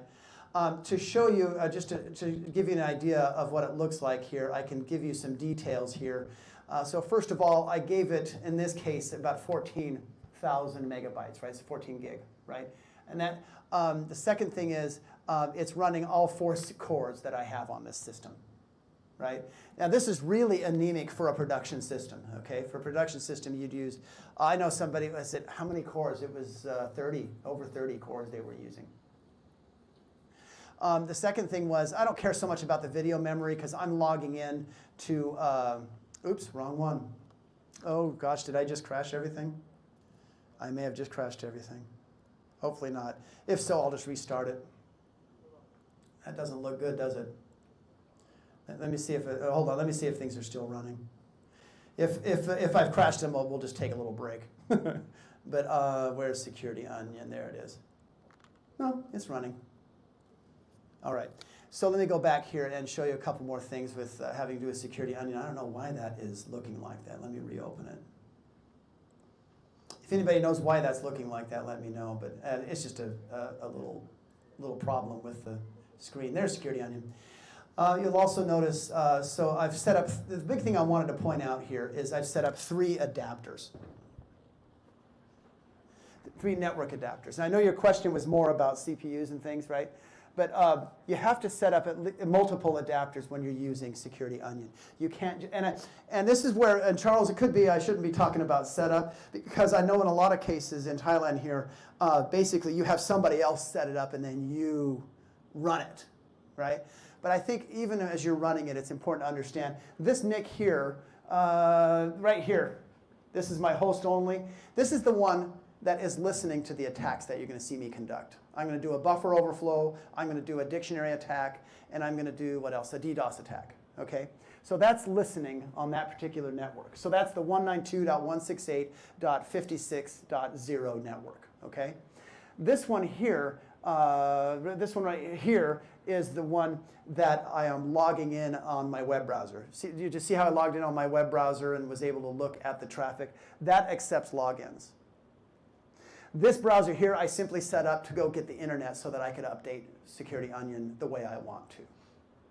Sometimes with the internet, I'll launch this, and if I have kind of bad internet for whatever reason, Security Onion will only launch about halfway. About half the processes will start, and then they'll say waiting, and they'll wait forever. And what I do is I just disable that internet network, and I restart it, and it's able to get up again. I just wanted to point out some of the elements of getting Security Onion going, because if you run into a problem, maybe you can troubleshoot them better as you go ahead and use it. I hope that's helpful. There was a question here, if I go back to it, about how can I set up of how this works. Now notice this says Security Onion James eval. That's because I'm using the evaluation version. That doesn't mean I'm using the freeware version. This is open source, right? I'm using the eval standalone, very easy on the computer version, right? That you would really never use in a production environment. It's too simple. But in this case, I've set up the main interface to be called ENP0S3. I could change that to E0 if I want to. And there's the IP address. Remember how I used my web browser to log into 176? Now I can go on down in here, and I can start setting up logging if I want in different ways. For example, with this here, with the Elasticsearch, I can go in here, and I can, where is it? I can start setting up different logs, not only the log limit, but I can actually enter right in here basically what kind of logs, what kind of data feeds I want to grab. So there's that. Let me, I'm going to not save those changes here. So that was one of the earlier questions. I just wanted to make sure I got to that. As far as configuration is concerned, other things here, let me just kind of take a look here.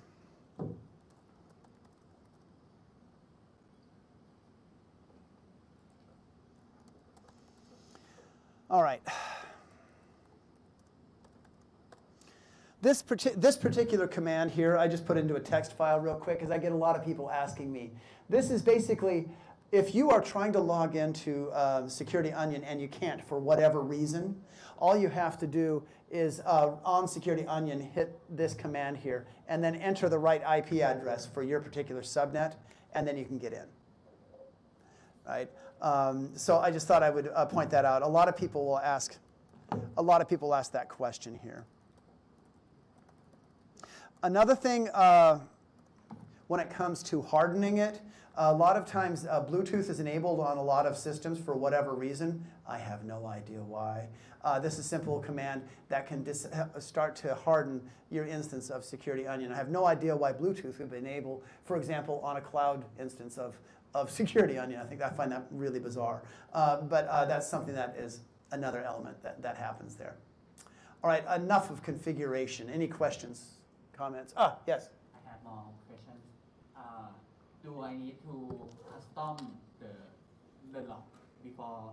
Do I need to custom what? Custom parser log for sending from any device to the Security Onion. Do I need to configure password? Did you say password? Yes, parser. It means many log.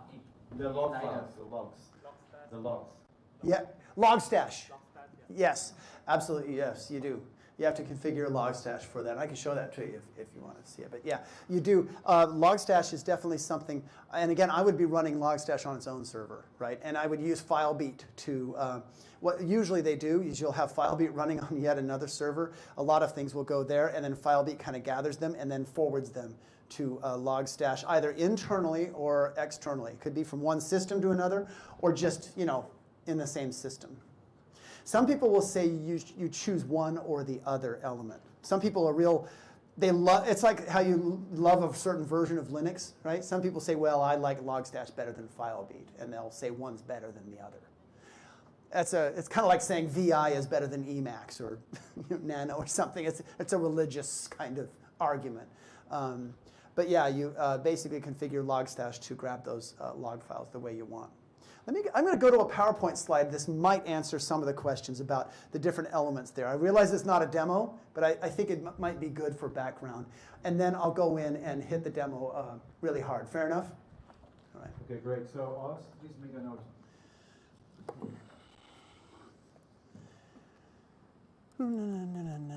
There you go. Very happy, James. The Thai crowd asks amazing questions. Oh, well, better than other places. Oh yeah. Don't tell that to Varun though. He'll get mad. I don't know. In India, they do a great job. They did a great job in India. So those are the elements there that work together. You saw them happening there. And again, if you shout out and say, James, enough of that. Go to the demos. That's fine. But I did want to give you some more background that I think will start to answer your questions better. And let me check out how much time I have. Oh my gosh, time is fleeting. You got 10 minutes. Got about 10 minutes. Just so, yeah, what time is, there's a break coming up here. 10 minutes. We have coffee for you, even though I don't drink coffee, I'm a Diet Coke drinker. We have coffee for you, so there we go. So let me show you a couple of things here. Again, it's all about curation. But the question is, those layers that work together, one has to ingest, right? To bring it in, right? Then you normalize the data. Normalization I see as, I think all of us have seen instances where we have, you log in as, I could log in as James Stanger, or J Stanger, or Stanger J, right? And even though it's just one person, it looks like 3 now, right? Or 4 or 10. Normalization basically gets rid of that. So of issues like that, right? And mining and manipulation. So here we have basically something that is able to collect the logs and forward them. So you can either use log file beat or beats, it's called, or logstash, right? Logstash and file beat can be interchangeable. I'm sure the developers would beg to differ, but that's too much information.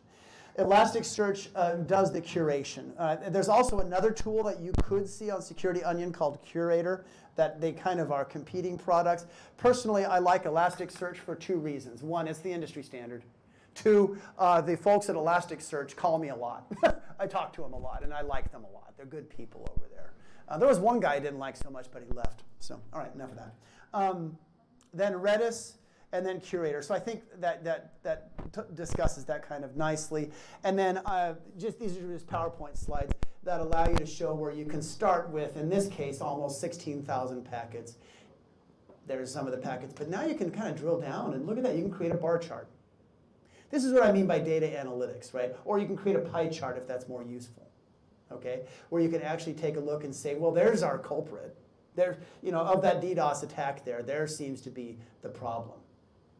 Now, going to the question that you had, what I'm using right now is the eval version. And once again, this is all open source. There's really no version of Security Onion that you'd have to buy. If you want, there are many consulting outfits out there that will say you have to buy our services and then we'll install Security Onion for you. But you're really paying for the service, not the software. But the eval version basically sticks all of those things on one computer. Which can make things a little interesting sometimes on that computer. But if you're going to do something that's more production, you could go to standalone. And this is really not production. I shouldn't say that. This is something that instead of running a limited element, see, notice there's only about 1, 2, 3, 4, 5 elements working together. This one gets many more instances going, right?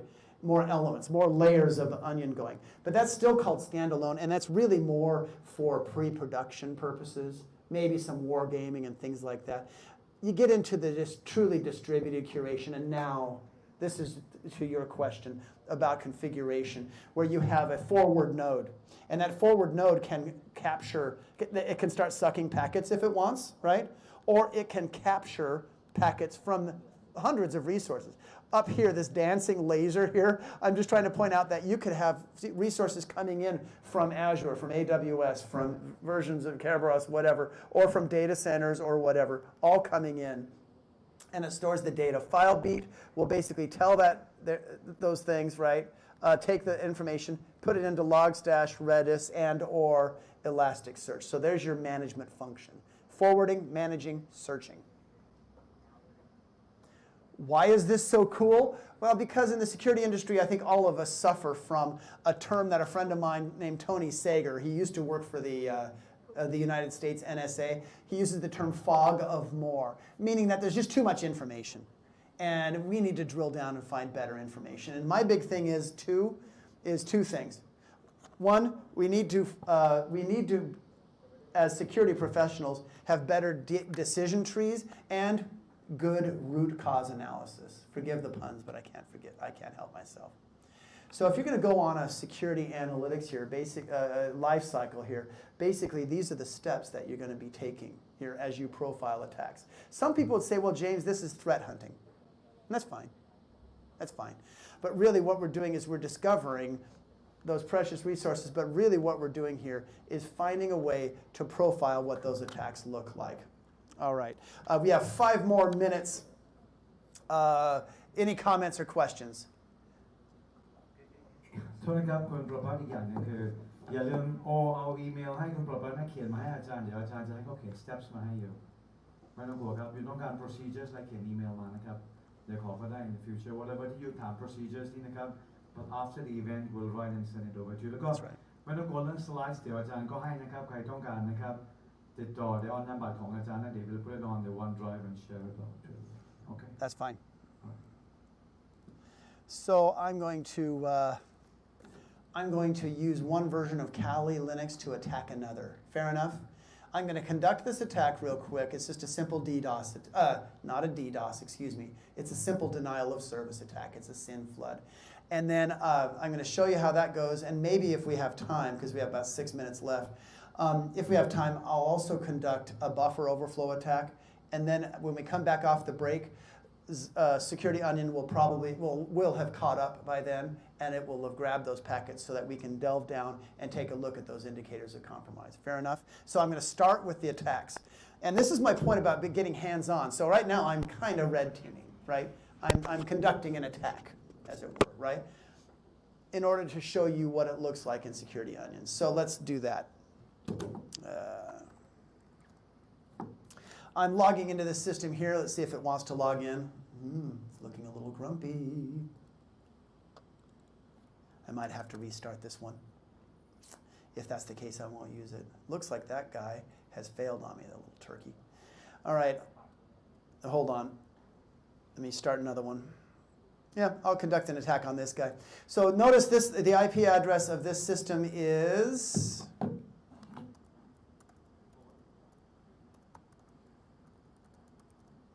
The IP address of this system is 107. Can you see it there?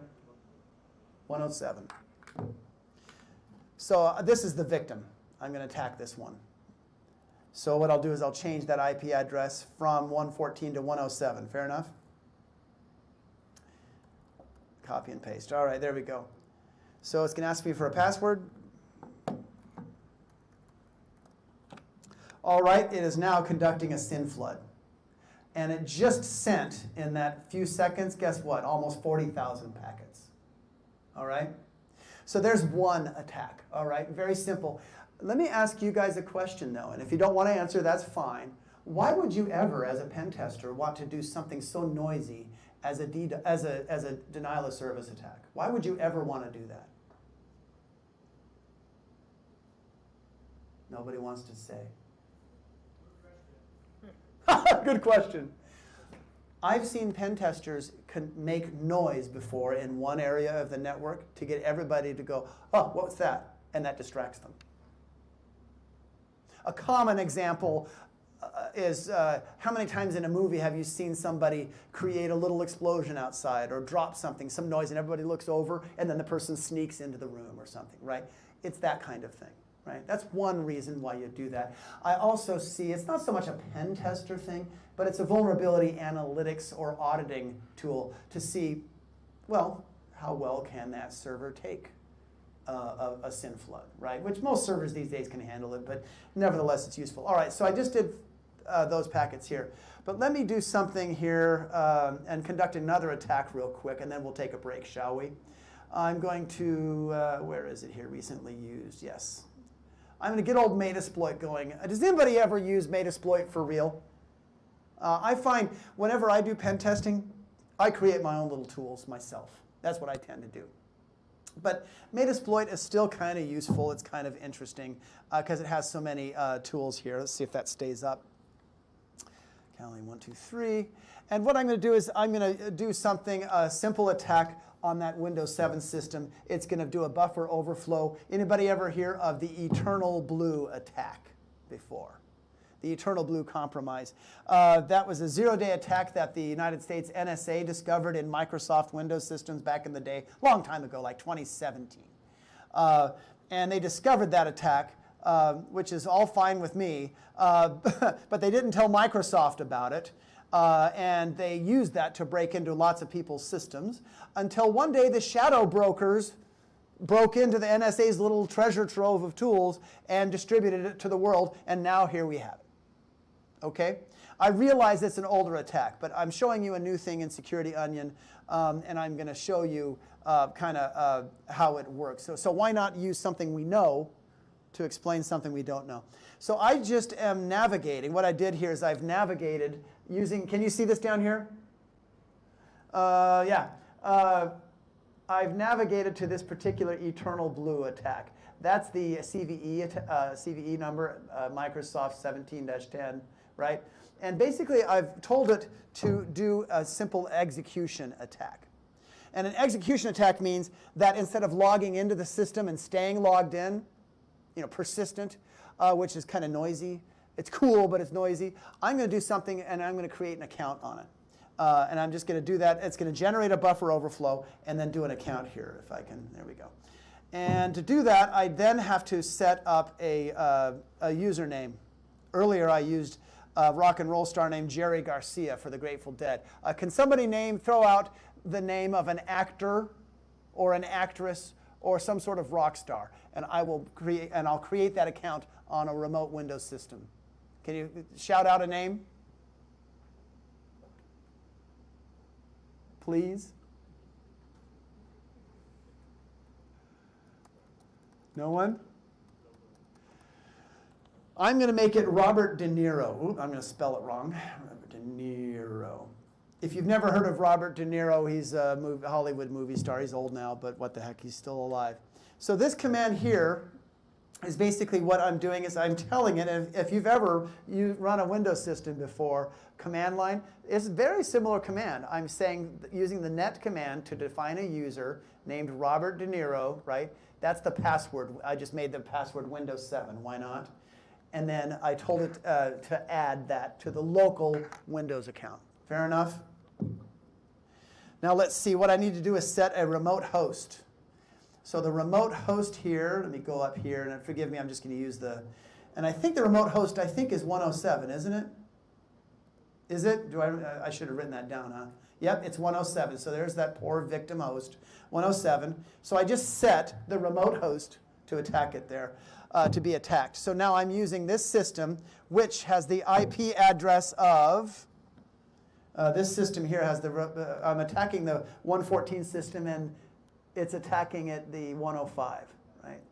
So the attacker's the 105, the victim is 114. You could write that down so you can kind of follow along. All right, so I can do show options here, and that will show what I've configured. In this case, I'm telling it to attack this remote host. I'm using the default port 445, and there we have it. I think we all know what a buffer overflow is. I always tell people it's when a programmer makes a mistake because they have to allocate a buffer. Oh, what does that say? Sorry. Break. OK, we're going to do a break. Let me show the attack real quick. So I'll run it. Now look what happens. Now this is a buffer overflow, right? I'm not doing a DDoS attack this time. I'm doing a buffer overflow. Notice what it's saying. It did a quick little scan, and that scan is an ICMP packet that Metasploit sends out to see how that particular Windows system is running, right? And it says that the target is vulnerable. Now I sound a little skeptical because sometimes I've run this exploit against patched systems, and it says it was exploitable, but it really wasn't. In this case, notice what it's doing. It's basically saying, OK, I've established a connection to port 445. It is now, see where it says raw buffer dump? This right here is where it is talking. See, that's actual lingo. That's actual discussion from that victim Windows 7 system. And this is where it is going in here, and it is issuing the buffer overflow right here. And there's another time where it's issuing the buffer overflow. Now, if you want, I could run another little command, and it's going to keep running that, okay? And again, the command is, I'm telling it to add the user Robert De Niro, okay? Usually I ask people to give a name, that way you know I didn't make it up myself, all right? So we're going to conduct that attack here, and just to prove that it's working here, I'll run this little tool here. It's called EtherApe. Anybody ever use this? I like EtherApe because it does a great job of visualizing very quickly certain traffic streams. So in this case, you see that there's just kind of a right here, that particular stream there. There we go. there's the attack. Do you see what happened? There was that little cone. That just shows you that it's continually doing that attack. I could even, there it is again, it just issued the attack. Fair enough? So going here, so tell you what, I'm going to let this attack run. A couple of things could happen. One, that poor victim Windows system could crash, which happens a lot. Or we'll see if that Robert De Niro account was created. Then we'll come back off the break and take a look at it on Security Onion. Fair enough? All right.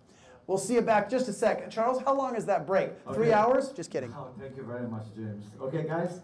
นี่3 โมง 5 นาทีนะครับ เบรกถึง 3 โมงครึ่งมาต่อนะครับ แล้วก็เลิกประมาณ 4 โมง 45 4 โมงครึ่งแล้วก็เดี๋ยวถ่ายรูปนะครับ and then you guys can go อย่าลืมนะครับ อาจารย์กำลังคิดว่าจะแจกอะไรอีกนะครับ เดี๋ยวดูว่าอาหารเบรกเป็นยังไง we'll แจก some more but you guys are doing great good job guys ก่อนเบรกนะครับ James excellent stuff thank you one ตบมือให้หน่อยครับ Thanks, man. Okay, Thank you 20 minutes break. Give him a break. 20-minute break. Okay. 25. So Great. I'm not going to talk to you. Just chill. All right, cool. All right. เชิญเบรกนะครับ เบรกที่ไหนครับ เดี๋ยวเชิญออกประตูด้านหลังเลยครับผมประตูด้านหลังครับ เดี๋ยวจะมีเจ้าหน้าที่พาเดินไปที่อีกห้องหนึ่งครับสำหรับนิวเบรก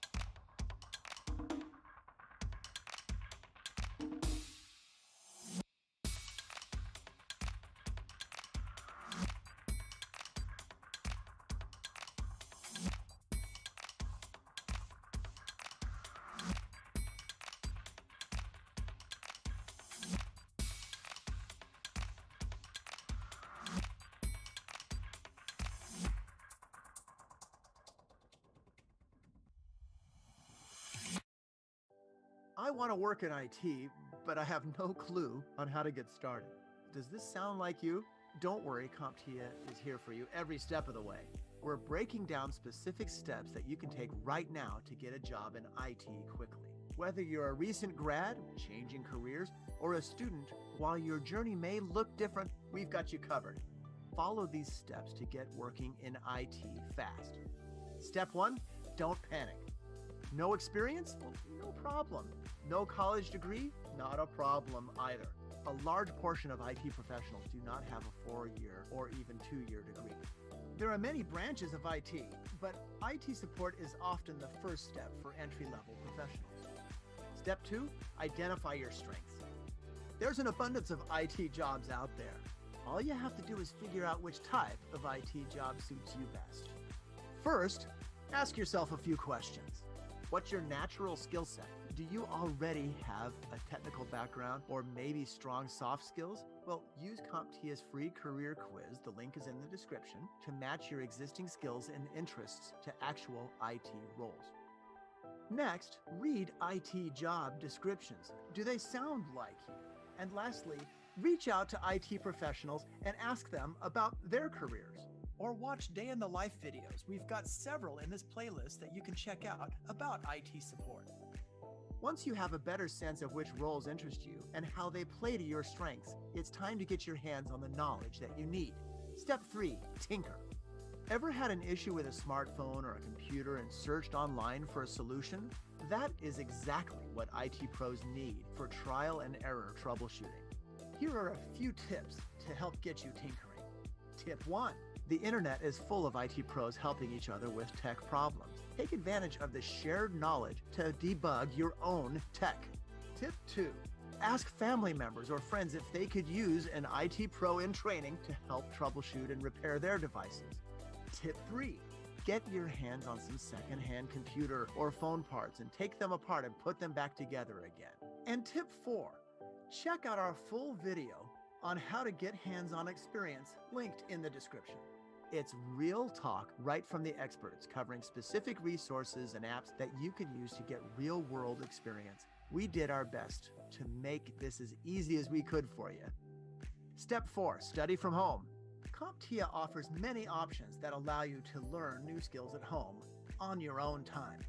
Option 1, try out the CompTIA CertMaster suite of products to pick up the key IT skills you need with a customizable study plan. Option 2, CompTIA Labs is a great option if you prefer to practice your tech skills with real equipment in a virtual environment. If you prefer a classroom setting, option 3 is instructor-led training. You'll get expert guidance from an instructor who knows the industry inside and out. Step 5, get certified. Your IT certification will show that you have the specific skills needed to excel in IT. In other words, if you're certified, the hiring manager will know that you're prepared. That's why almost 90% of HR managers use certifications as a screening tool or hiring criteria. If you're just starting out, the first certification that you should tackle is CompTIA A+. CompTIA A+ is foundational. It's considered the industry standard for establishing a career in IT because it proves your ability to perform critical IT tasks and think on your feet. And don't forget that to get A+ certified, you'll need to take your A+ exams. Step 6, get hands-on experience. So how do you get real experience without a job? Easy. You can get real IT experience from volunteer positions, apprenticeships, part-time jobs, and internships. There are also plenty of online resources that can help you get hands-on experience. Check out a few of them in the video we mentioned. Step 7, get the job. First, add your certification to your resume. Next, make sure that your certification is also listed on your LinkedIn profile. Check out the resume tips linked in the description. You'll then use the power of networking to connect with a hiring manager and other IT pros. So how do you network with IT pros you don't already know? Well, there's so many different ways. Try out one of these strategies and move yourself closer to getting that job. 1. Scan your LinkedIn network. Find someone with an interesting IT career and reach out. See if they'll hold an informational interview. 2.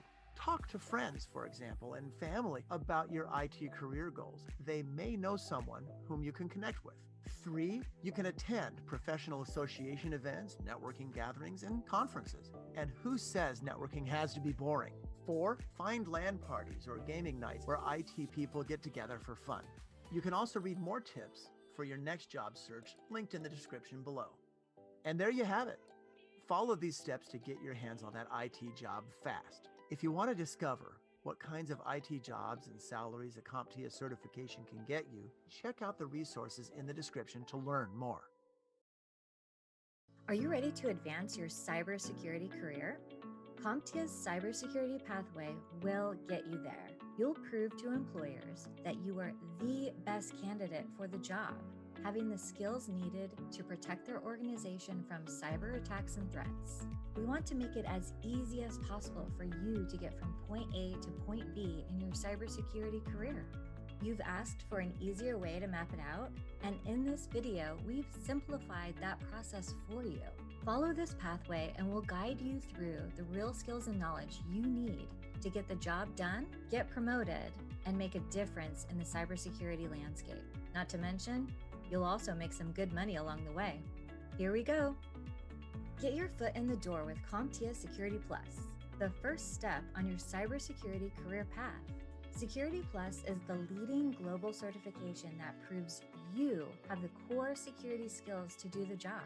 Things like monitoring and securing hybrid environments, or identifying, analyzing, and responding to security events. These hands-on skills will open the door to more opportunities.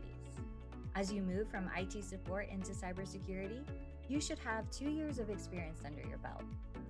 In an entry-level cybersecurity role, you can earn anywhere from $85,000 to $95,000 a year.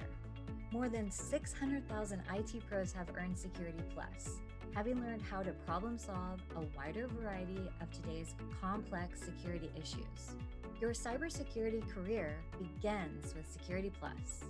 To move up to the next level in cybersecurity, your next step will be to become proficient in more specialized skills. Learn through CompTIA's Pentest Plus or CISA Plus certifications. At this level, you should have at least 4 years of experience.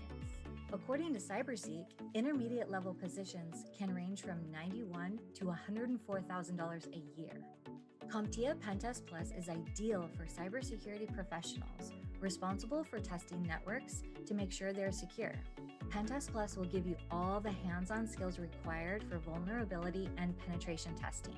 You'll have the required skills to customize assessments, report findings, and recommend mitigation strategies. Pentest Plus will help you stay one step ahead of the bad actors. Next up, the CompTIA Cybersecurity Analyst, or CISA Plus certification, will teach you how to enable continuous security monitoring and how to respond to incidents. CISA Plus is the only certification on the market that will give you the hands-on skills necessary to leverage threat detection techniques and to identify vulnerabilities. CISA Plus will help take your threat hunting skills to the next level.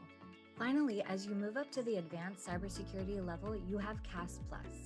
This is equivalent to at least 5 to 10 years of general hands-on IT experience. Advanced level salaries can range from $99,000 to $131,000 a year.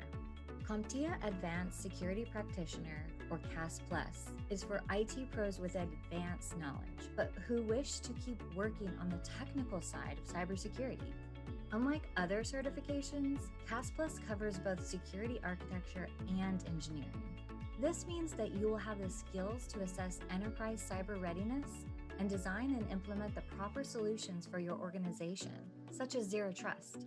Lead and improve the overall cybersecurity resiliency against the next attack with CAS Plus.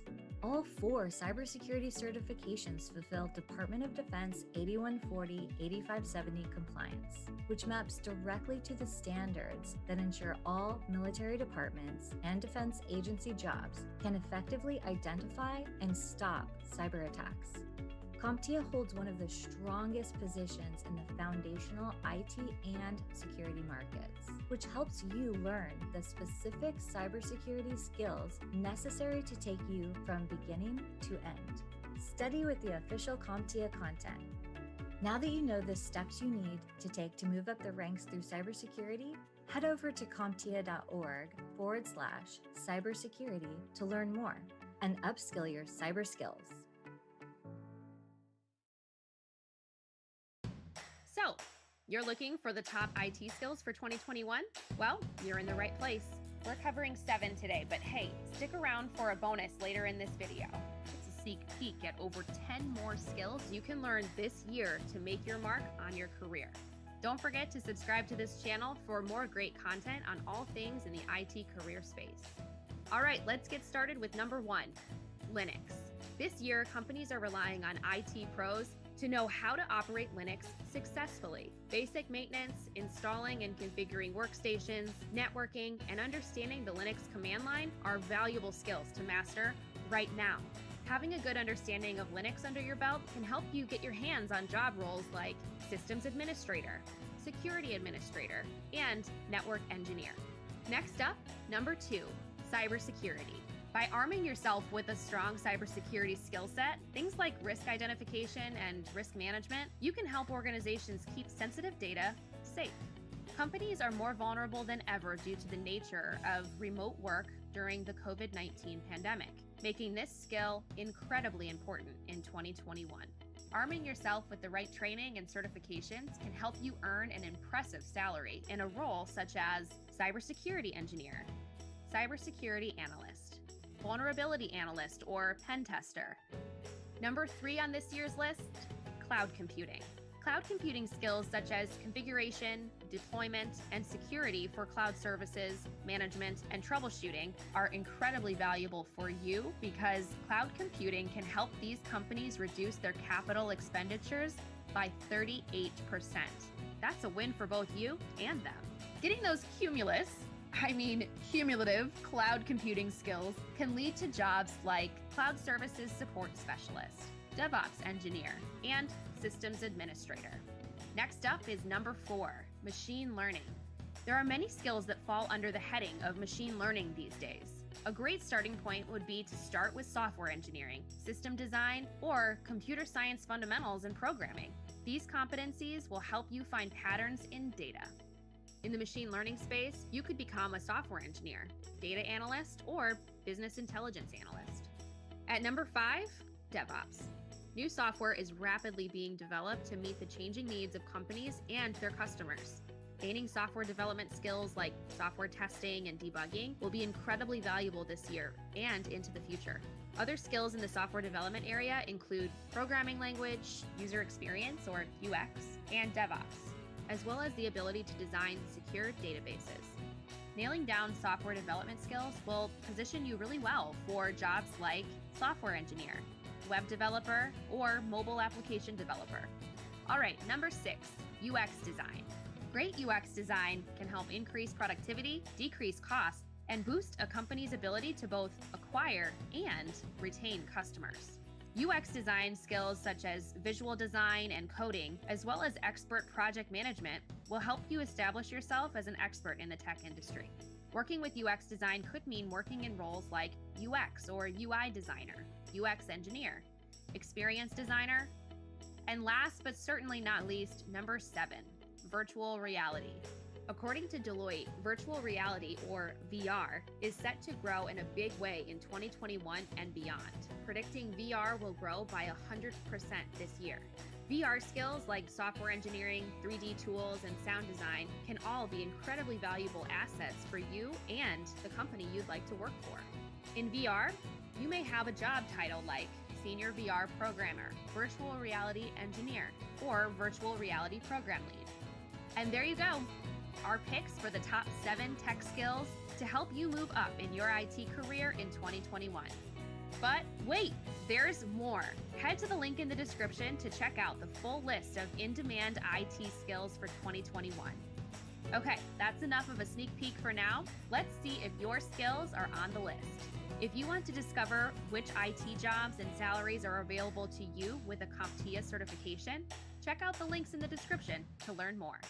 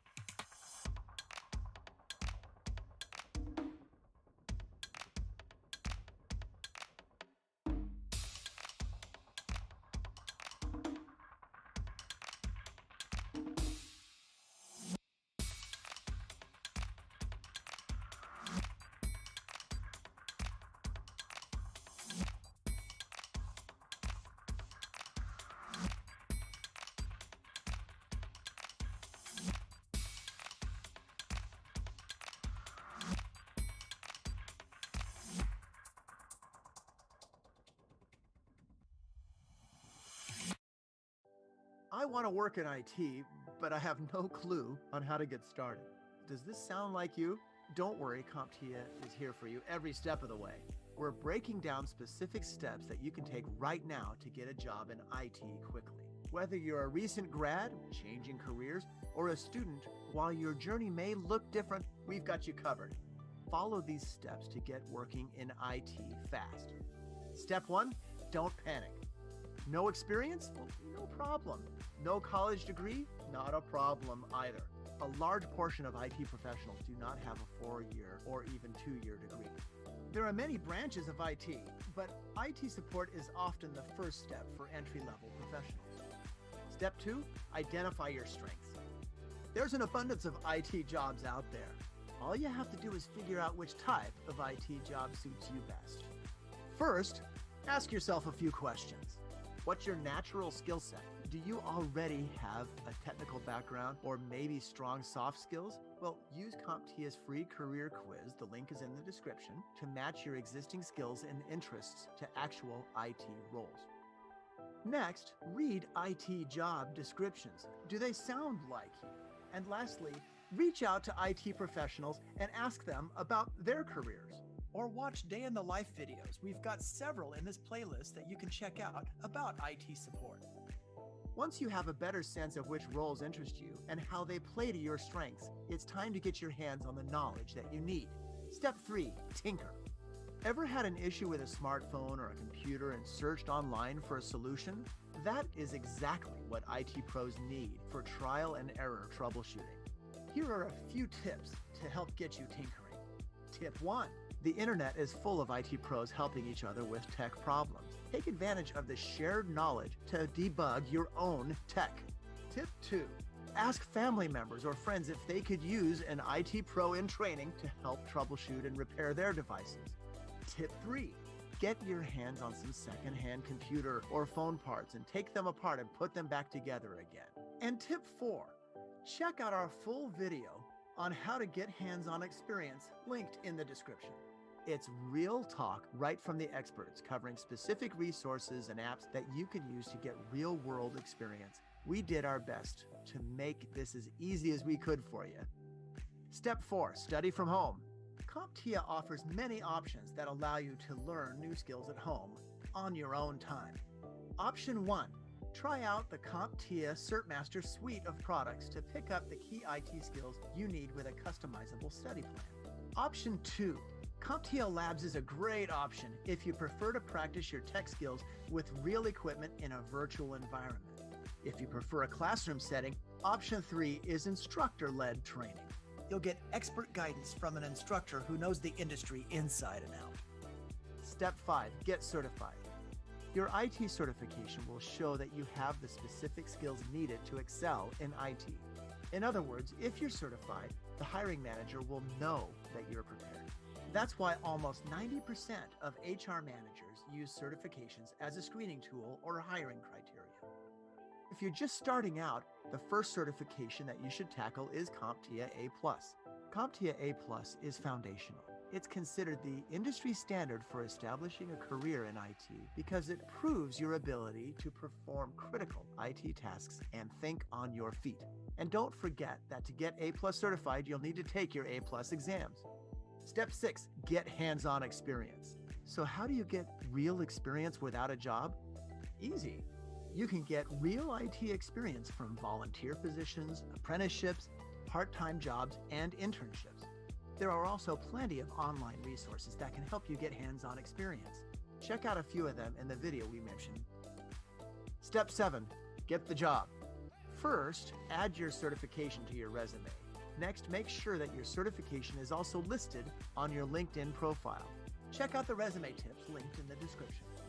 You'll then use the power of networking to connect with a hiring manager and other IT pros. So how do you network with IT pros you don't already know? Well, there are so many different ways. Try out one of these strategies and move yourself closer to getting that job. 1. Scan your LinkedIn network. Find someone with an interesting IT career and reach out. See if they'll hold an informational interview. 2. Talk to friends, for example, and family about your IT career goals. They may know someone whom you can connect with. 3. You can attend professional association events, networking gatherings, and conferences. And who says networking has to be boring? 4. Find LAN parties or gaming nights where IT people get together for fun.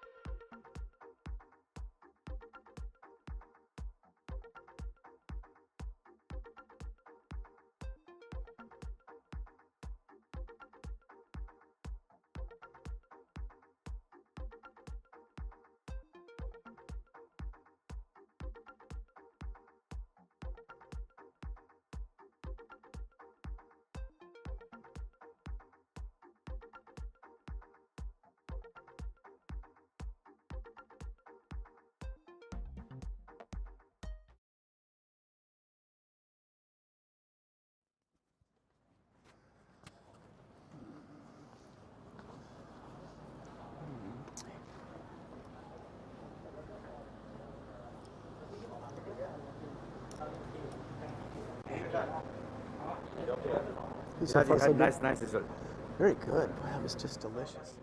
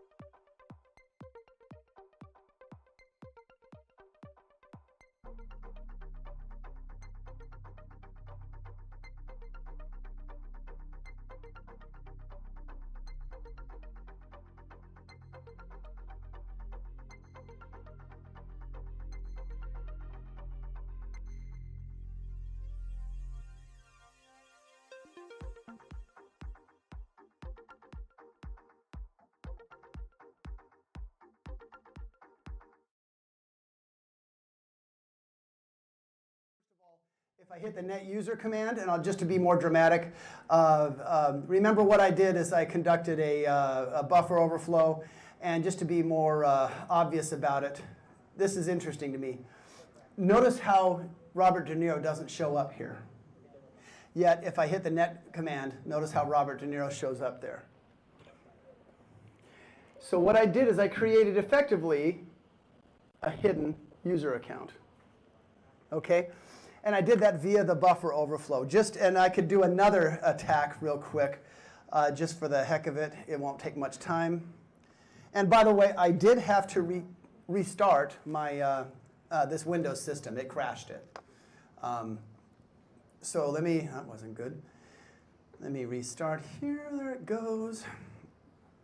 We've all talked about, I'm going to escalate the command, escalate my attack. So I created a username. Let's see if this works. I'm going to add Robert De Niro. I'm going to add Robert De Niro here to the administrator's local group. That's what that command does. So let's do that, and then I'll hit run. One of these days I'll learn how to type. There we go, and we'll issue that. And in the meantime, it'll do that, and in the meantime, that's not going to work. There you go, I don't need that. Go back up here to our Windows system. So that's going to run. And in the meantime, we can take a look at the Windows system. Sometimes you get lucky, and it will actually add it to the, make it an administrator right away. And looky there, 2 things happened. Notice what happened? Robert De Niro exists now, according to this command, right? And notice, it's not just a standard user. Robert De Niro is now an administrator. And that's because I conducted, basically did a little bit of escalation, very simple example, and it's still running, and I can end that. One thing I always find intriguing here, notice it thinks it failed. Right? It tells me all the time that it failed, even though it clearly succeeded. I find that interesting. Okay, let's take a look at now what it means to talk about it from a SOC standpoint. And I should have been using that term more often because that's really what I'm doing. I just set up my little SOC for myself here. So let me start over again. I'll just get out of most of the stuff. I'll start over. There we go. Let me, I'm going to deactivate a couple of these systems because it's taking a long time to complete some tasks here. So I'll pause that. And I'll pause this. Come on, James. There we go. Pause. 1. We'll pause this bad boy here. No need to use that anymore. All right, and that should free up some resources. This is a really nice, powerful notebook computer that CompTIA gave me, or let me use, but it's really resource heavy. All right, let's take a look then at what this looks like. Who was I talking to about how it takes about 6 months for you to fine-tune your copy of Splunk? Where are you? We were just talking about it, how you run a SOC team of about 10 people. Where are you? I can't find you. Just a second ago talking to them. It took them about, before they got it up and running in such a way as they felt comfortable, it took them about 6 months to make sure that it got up and running here. Let's see, my browser is failing on me, so let's see if I can get that to defail. I'll just have to start over again. There we go. Azure, let's see, I'll just restart. What a pain. Sorry, sometimes when you do demos, it's kind of live without a net time. So I'll get out of those. And get out of that. I'll just close the web browsers altogether. I had a couple of those pre-baked too. Sorry about that. Sometimes things crash. I guess that's why they give me a whole hour afterwards to go back into it. So let me see if I can get this up and running again. Forgive me, it's taken a little while. I could probably disable that Windows computer too. I'm just pausing it here, so there we go. I can start it back up again. All right. I'll get rid of that. And we got ourselves a grumpy little computer here. Sorry, guys. You know why it got so grumpy? I conducted a denial of service attack a little too long, and it's processing those packets is what it's doing. Get out of some of these things here. Might have to restart Security Onion. Maybe I should have done that during the break. Say it again, sir. The temperature of, oh, Task Manager, yeah. You go here. Oh, there's Google Chrome finally starting. And I just went to launch my Task Manager. Let me see if we can, see it. It's processing all those packets. So it shows you how heavy-duty Judy this is here. Let me get to 10176. It looks like it's starting to recover, though. Maybe I'll close my PowerPoint slide deck here because I'm just going to go with demos here from now on. Boy, it's crawling. I shouldn't have done that denial. I did it twice, and I shouldn't have done that. I apologize, folks. Task Manager doesn't even like me. That's terrible. Yeah, I might have to talk you through this. So let me see here. Come on, baby. You can do this. Maybe if I do this. I don't know. This is getting ugly. Hold on. Bear with me. Bear with me here for a sec. I'll get rid of caffeine here. There's all these multiple instances of Chrome happening. Maybe if I kill those, that might help. And what I can do here is I can kill that for sure, right? See you later. And maybe I could launch Firefox. That might help, but I don't know. See, look at that. It's just really crawling. Tell you what, I'm going to bear with me here, guys. I'm sorry about this. This is what happens when you work without a net. I suppose I should make this all a video, right? I could do this here, and I guess I'm not going to conduct any more of those attacks, but I did want to use PT1 here for something else, for that, for another thing, but I'll just kill it. Maybe this will help. 176. Oh, that's nice. That's happening a little bit. Maybe it got over it here real quick, folks. So there's, you get to see me log in, from the beginning here. No, I'm not going to save it. All right, let's launch Kibana here and see what we're able to see. So this is where I have to do a separate login to Elastic. This is another layer. net@comcast.net. Now you know my personal email. Don't save, and it will log in here. Looks like we're looking pretty good here, folks. Sorry about that little glitch. So let's see if we can. Okay, 141,900 packets. So it picked up that denial of service attack, right? It also picked up quite a bit of the, notice port 137. Do you know your Microsoft ports well enough to know what you're seeing there?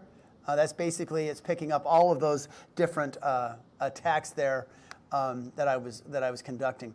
So this here, we've got Zeke picking up 123,000, but look at that, 256. Do you want to look through 141,000 packets, or do you want to look through 256? I think I'd rather look through 256 personally. Let's see, sorry about that. Let's see what it was able to find other than a falling down microphone. So in this case, the 105 system is attacking the 107 system. And we can go in here and we can hunt and optionally pivot to this. And we're going to take a look at what kind of traffic we're looking at here. And in this case, look at that. There's an IPC share. That's Windows. So we definitely have Suricata discovering basically a NetBIOS attack. Now what we can do is we can include this, or we can even take action here, and download the packet capture. It'll take a second. And now I can go in here and do some pretty interesting investigation on each individual packet. Now this is where you might say, well, hey James, isn't this where God gave you Wireshark? Why not just use Wireshark? But see, this does a better job really than Wireshark because it gives you that capability to go through here and look at the individual TCP, in this case, packet captures. But you can also back out of it and start doing a more interesting kinds of hunting here. So in this case, I just picked something randomly. What you can do is you can hunt for, so I hunted for this packet, and look, it found a second one. This is where you can basically say, looky here, I found one packet, and I found another. Is this the beginning of a trend? Is this the beginning of how I can identify one packet and then, as a hunter, pivot to the next? So that's what I wanted to point out there. Let me get out of here. It's nice to see Firefox using that, working pretty well. I can take a look at Zeek here, and that's a lot more packets. But Zeek, again, Suricata and Zeek are both intrusion detection systems. I personally like Zeek a little bit better, but that's everybody's. And you'll notice it's basically taking these packets here, and it's giving me a nice little word graph. That's what I call it. Nice little smash here showing that there's some DNS packets. And I find that interesting too, because DNS is something that has been majorly, hackers have been after it for some time. And they will use DNS not only for social engineering, but basically to trick systems, including intrusion detection systems. That's been a major problem. So that's why that DNS is coming up so much. And see, if I click on it here, this is where I can discover what kind of DNS packets are going on. So it allows me to drill down in here into any of the elements here. Now, let me see if I can bring that back up then. But in this case, let's take a look at the server message blocks, right? And so now we've drilled down from 100 and whatever thousand to 174 packets. And look, right away, it shows me the dialogue, the suspect dialogue. If you remember from before that lovely mango and cream break, it was basically showing 105 was the 107, I think, was the attack. It was the attacked system, and the attacker system is there. So I can scroll down here once again, and I can see all these different packets and see what's going on. And sorry, I shouldn't say packets. These are log files here, where I can go in here and I can check out, and I can even, if I found, for example, if this was something unique, any good attacker is going to take an old attack like Eternal Blue and then make adjustments to basically trick intrusion detection systems or antivirus systems. And so what you can do, let's say that is a unique value. There are several different things I can do with this, but I can take a unique value and I can actually conduct a specific search of that unique value by right-clicking on it or choosing it here. In this case, if I go to see it as a single document, I'm drilling down now into this packet, and I can basically do additional hunting here for this. Now through here, in this case, looks like this is a unique value. Oh, it found two of them. So it's probably just the back and forth between the two systems. Yep, that's what it is. All right. So as we do that kind of threat hunting, I just thought it would be kind of interesting so you could see what was going on. The other thing that you could look for, let's see, it should show up here. If I go back here, there we go. Where is this? Oh, Secure Shell did not show up. There it is, Secure Shell. This is where I can go in, and I conducted an earlier attack here between the two systems. And now that they've happened here, maybe, yeah, I killed PT. They're both dead. Sorry, I did a denial of service attack against those two. All right, back to this. This is basically where I used a system 105 to conduct a simple dictionary attack. If you want, I can show you that dictionary attack, but I thought it'd be, I think, more useful to go in and show you how, in this case, it noticed that with Secure Shell, I did a dictionary attack, basically where one system I logged in with the other, and I had a very simple, it was a pretty simple attack. But you can notice here where I'm going in here, and I can go here, and I can take a look at hunting this. There we go. Drilling down in here. And see, this is where it finds the normal SYN completion or whatever. And this is where it's basically, where I've basically have logged in here. So this packet doesn't show the, there we go. There's the expired database. This here is a telltale sign, and I can click on this, and it should say include. There's my include. It's a telltale sign of showing that more than just a typical Secure Shell login. It's basically saying it was trying to identify the where that person is logging in from. So it's trying to do some not geocaching, sorry, some geolocation. And Secure Shell will do that by default when it gets a request that it doesn't particularly like. And this is actually indicative of a indicative of a dictionary-based attack.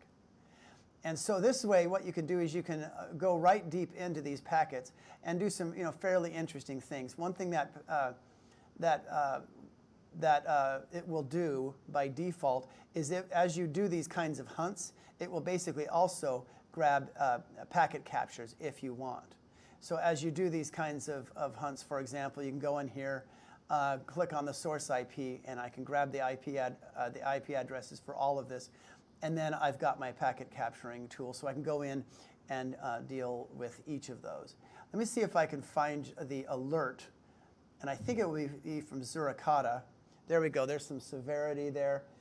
That's the denial of service attack. But I'm looking for that. There's the eternal blue attack.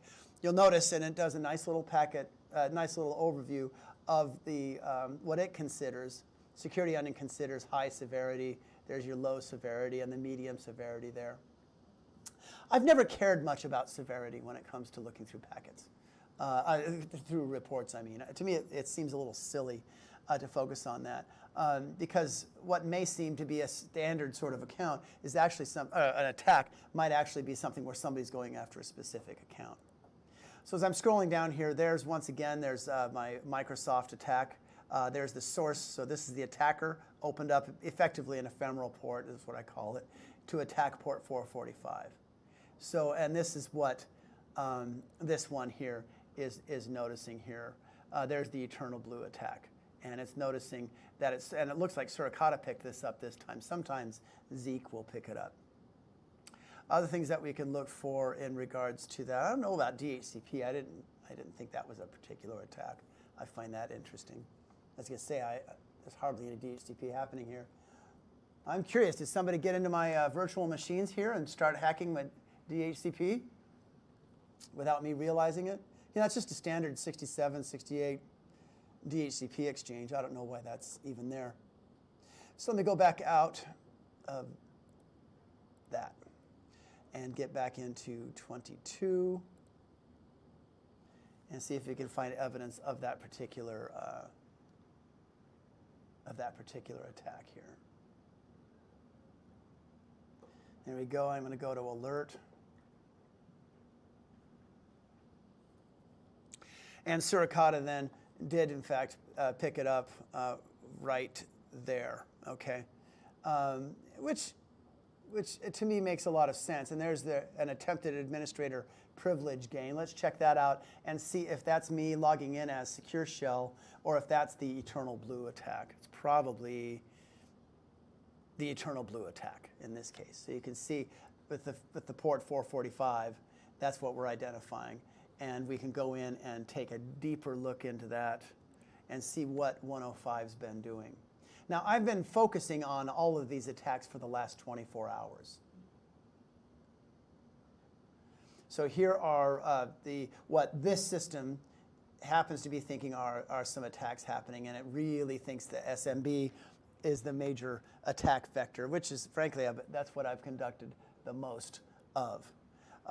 You'll notice here that it doesn't list that denial of service, those denial of service attacks, really, in this particular case. I can filter that in if I want to here, or filter it out. But if I want to, I can start my search far wider. So today, or the last 24 hours, I don't know why that's there. Today, I guess that means the last 12 hours, right? The last 24 hours, to me, that's today as well. But if I want, I can go back into the last 1 year, and you can see all the different types of attacks that are being stored in this system. It'll take a while for that search to show up, so I'll wait for it here to come up. Oh, actually, I need to get rid of that filter and then go back to the last 1 year. There we go. And you can see in the last year, I've conducted quite a few attacks of this particular, or at least I've created a lot of packets for this system. And this is where you can start, once again, drilling down and saying, well, James, what kind of secure shell, or in this case, we can go after the server message blocks. Notice DNS, I've spent a lot of time messing with DNS on this. And I bring this up, I meant to do this earlier. A lot of attacks seem to be happening with DNS. I think it was in 2019, which I know is a long time ago. But all of the 5 I's, when I say the 5 I's, I'm talking about the US, the UK, Australia, New Zealand, and Canada. I think those are the 5 I's. Issued an alert about DNS, that everybody needs to get their DNS in a row, their ducks in a row, and fix all of that. And that's because DNS, again, is a major attack vector. All right, so here's our 502 counts. So we've drilled down from quite a few packets into something that really gives us a very, I think, a very nice little idea of what's going on. And I can even go in here to the alert where it will go in and give me a nice kind of, I suppose, if you like that sort of thing, understanding of medium severity, of severity, and it picks it up really nicely by the different types of IP addresses that seem to be the culprit. And it sure seems to be that old 107. 107 is a very busy place. And that's either because it's being attacked or it's the major attacker. In this case, you'll see that it's actually the attackee, the thing that's being attacked. So those are some of the elements of Security Onion. If you want, you can add many different types of filters, and you can also get various kinds of dates going to show how it all works. Let's see. Other elements here. This is where if I go into Hunt, it should. There we go. That's the previous hunt for a secure shell. I can go into cases here, which is kind of fun, because there seems to be that Zeek discovered an escalation, right? And notice where it says an escalation from SOC, right? Security Onion. And basically, it's noticing that there was a specific attack having to do, in this case, if you take a look at it here. Oh, this is discovering the denial of service attack that I did, the SYN flood. Now, one thing that I've noticed is that you really can't, on the alerts, let's take a look at the alerts here. So once again, there's the denial of service attack that I did. You can set that alarm however you want. You can either clear it, you can acknowledge it, etc. So in this case, see if I can, come on, James, where is it? Yeah, we can exclude it or include it. So the idea being that you can set up your priority tickets, etc., how you want.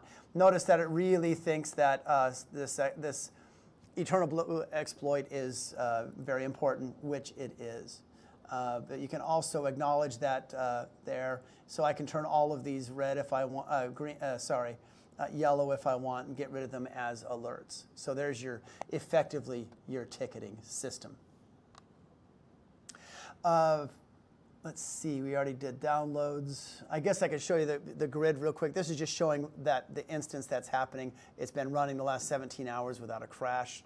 That's just basically showing what's working. Using Security Onion, it's possible to, this login, I could run additional instances of Security Onion either in the cloud or elsewhere. Short of conducting some additional attacks and taking a look at them, that's, I think, fairly close to what I have to share. But I'd be happy to do more attacks and show you maybe some customization there. But any questions about Security Onion, what it looks for, things, different questions and things like that? I don't know if anybody has any microphones. Did you have a question? Yes, we have a question here. So we need another microphone. Oh, you got one. All right. Yeah, James, I have like a batch of question. The first one is like when we do trade hunting, like it requires high skill or something like that. Very much so. Yeah. Does Security Onion support to find a pattern to find a new threat? Does it support the MITRE ATT&CK model? Is that what you're asking? Yeah. I mean, right now for Security Onion, right, require high skill to find a threat. Right? It does require a high skills. And when you say it requires, did you say 2.5? To find a threat. To find a new CVE or find a new attack or something. Oh, does it require? Basically, it will discover. The thing that's interesting about Security Onion is that Zeek is really quite good at looking at events rather than signatures. So it should discover unusual behavior. And unusual behavior meaning here is a TCP, here's an HTTP packet. And that HTTP packet has been malformed. And that's a pretty important thing because I think all of us know HTTP is the default protocol used for almost everything. Most attackers will use HTTP to hide command and control in HTTP. And we all know that whether it be servers or browsers, they all have their own, how should I put this? They all have their own dialect, right, of talking. And so what Zeek is very good at is saying, I'm noticing a different dialect of HTTP. And that's because, as we all know, there are RFCs that are out there, and that's really important. You read the RFCs, because that will tell you what's going on. But each time, we all know that Zoom uses HTTP differently than, say,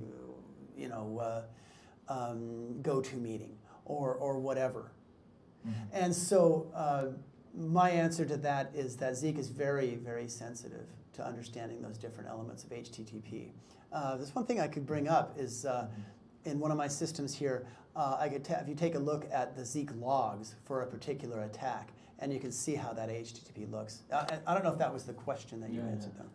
That is support to write a script to do things like automatically or something like that. Yeah, you could. The one thing that's interesting that you bring that up. I have not noticed too many people saying, hey, here is a script that I can run within Security Onion. Usually what they do is they go into those log files and check it out. Log files, I'm sorry. They go into the configuration files and then go in and add specific rules within inside of Zeek. And I could show you that real quick next time, not next time, but I'll show you that in just a second. What I did here is, this is just a Linux system. Again, I tend to use Linux systems, customized Linux systems myself, and I've downloaded a particular packet capture. And in this case, what I'm going to do is use Zeek, and I'm going to read this packet capture. So you'll notice it's just a standard packet capture. It's not a very big one either. 7 megabytes, right? But with this packet capture, what I can do, and I've already issued this command. Notice it's kind of hanging there, and then it went there. Well, what it did is that this is a standard packet capture, and just to be really dramatic, I guess I should show you. Sorry. .vcap. I'm just launching Wireshark here, and I'm having it take a look at this particular packet capture. Now you can see I've got basically, look at their, fairly standard kind of attack. I can hit my statistics or my analysis here. Where's my, sorry. I'm just trying to show, boy, that's really showing up in a strange way all of a sudden. I can follow it's not a SCTP, there's the UDP stream. I can take a look at that. So there's interesting, those might be indicators of compromise, or those might be strange cases of HTTP and things like that. Now, I'm going through this manually. So, Security Onion will do this automatically, right?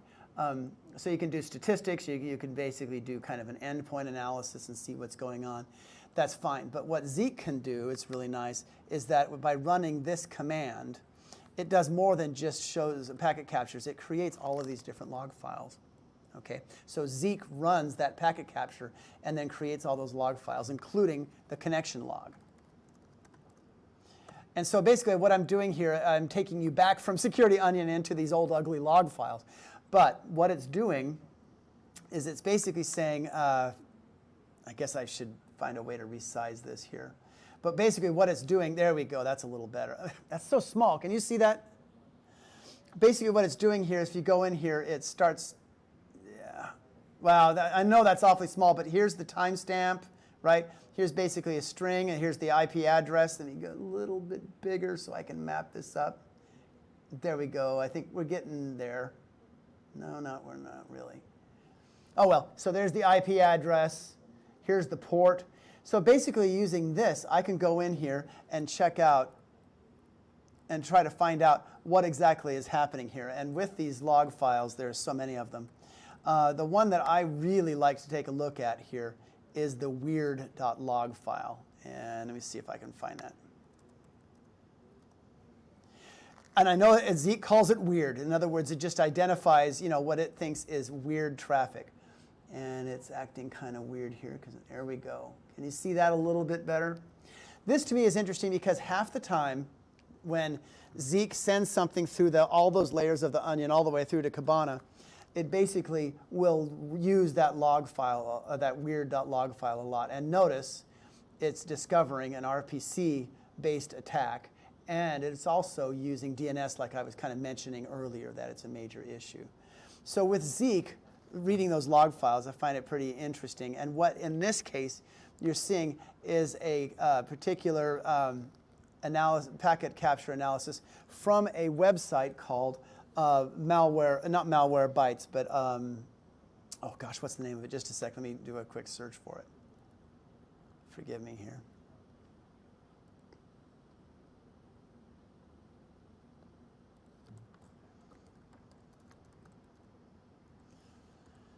There it is. Let me show it here real quick.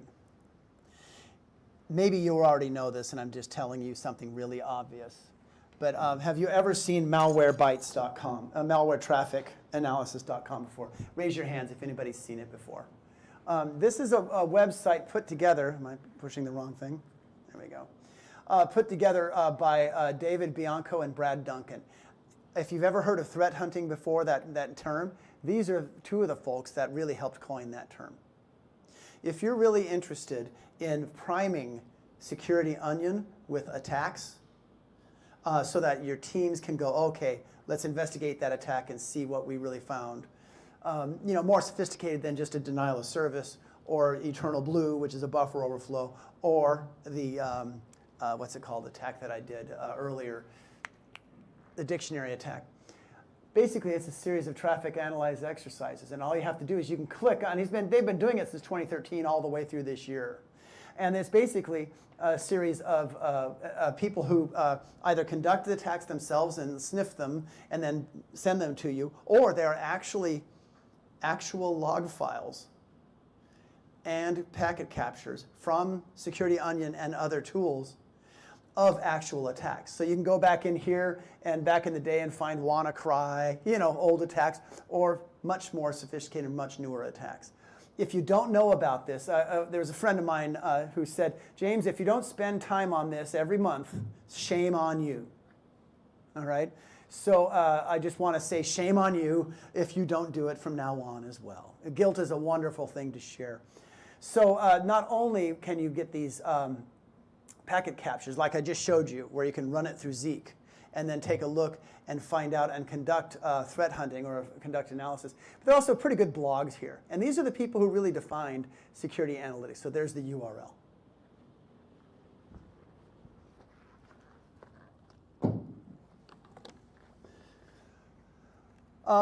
Just so you know, when it comes to CompTIA, our big thing is that we have a whole pathway, an infrastructure pathway.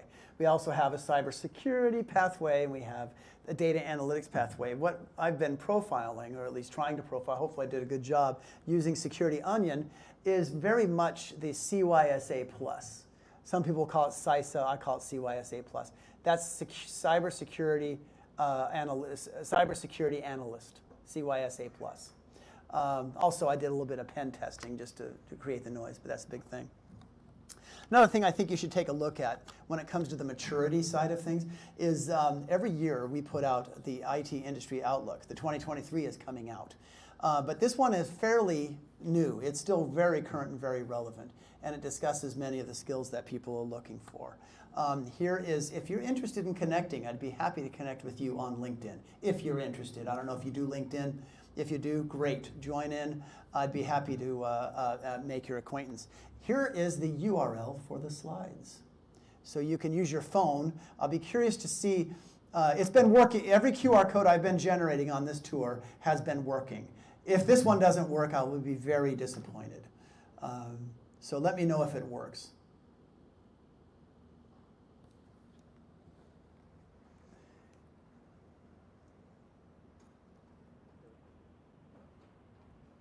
Did it work? You got it? All right, who knew? So now you have all the slides. And I have skipped over a great number of these slides, folks. Forgive me. But one of the things I do want to emphasize is this. I was just talking to a gentleman. To me, when it comes to taking Security Onion into battle, it's a project. And there's a serious project management element involved. This slide is meant to show some of the elements that need to happen. when you're doing any sort of implementation of a SIM or things for a SOC, all of my friends have basically said it's enough to be a great SOC team, but to actually implement it, there are effectively very, very much phases involved here. And what you're looking at here is what is called an RACI chart, okay? Meaning, who basically is basically responsible, who's accountable, who's consulted and informed, RACI. So the idea being, so you have security analysts, the workers, you have a project manager. You might even have, believe it or not, and this is a little in the weeds, but it's something that I've noticed. There have been workers, when they implement whatever tool, they make sure it has a good user experience. Because that way, security workers aren't wasting their time repeating things. So UX, right? The senior VP of security would sign off on it to make sure it's good, or the security lead saying, yes, my teams. And the idea is that who gets consulted, who actually is who's informed, or like this is what we're doing. Consulted, of course, is, hey, do you think we should do this? But the idea is that you basically conduct this as a project and people sign off on it. And the next thing is a good old Gantt chart implementing this, because if it takes 6 months to do this, right, a certain amount of time, you have to basically establish the scope for why you're doing it. You do investigation determining, well, which tool is good. Is Security Onion appropriate or is it not appropriate? And then moving on. So I won't go any more into this detail, but I feel it's really irresponsible to just talk about the cool stuff that Security Onion does without saying, here's where you start working in your red and blue team, here's where you start working in your approvals, because this is something that has a serious business impact and takes money. So I just wanted to bring that up as well. I'll stop right there. Does anybody have any additional questions? Did you have a question? Okay, hold on. Let's see another microphone. There we go. Can you show us how we can make an alert? How we can make what? An alert? Yeah. You bet. Because I read in the document there are some the feature to make it alert. And we got the account. You bet. Let me do that. See if I can do that. I may have cleared them. So, all right. See if that stays there. Going back to Security Onion. There it is, and it hasn't crashed, thankfully. Log back in. Now I'll get rid of that.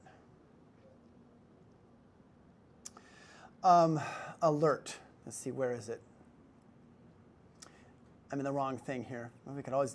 I haven't showed you Playbook yet. I should do that. Okay. Did you talk about looking at the alert like this or actually creating an alert? Okay, you want to know about creating an alert. So here's this. We'll basically choose. Let me see if I can choose the eternal blue. And set this up.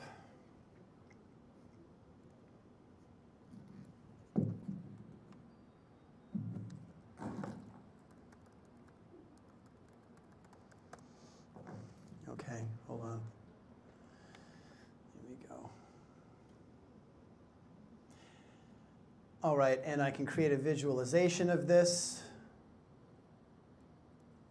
Oh, I could do that. So I can basically set up, where's my destination port? Come on, why isn't that showing up? There we go. So basically if I drill down here, so I'm basically showing some of these elements. But if I create each of these individual elements, and boy, sometimes it really doesn't want to drag. Why isn't that? Oh, because I'm dragging the wrong thing. Go down here to host name. That doesn't want to work either. That's funny. All right, sorry. I'm acting too quickly here. All right, so there's that. So what I did is I cloned it and created this. I can, by the way, download it as a CSV. But to get to your point about an alert, let me show you that real quick. What's nice about this is I remember the first time I ever asked people, what is the killer app that you use as a security analyst? And they all kind of told me, well, I spend a lot of time in spreadsheets. Makes sense. So going here, going to Eternal Blue Alert, Yeah, I want to leave the lens. So there's an alert that I have created that's there, and it's an alert data set. I can click on this, and this is where I have seen people not necessarily create scripts to generate the alert, but I've seen them basically save this particular query. And then they can run it and put it into their particular log files. So let me go back up to Security Onion, drilling down or drilling back out, and I can go up here to my alerts, and let's see if it shows up here.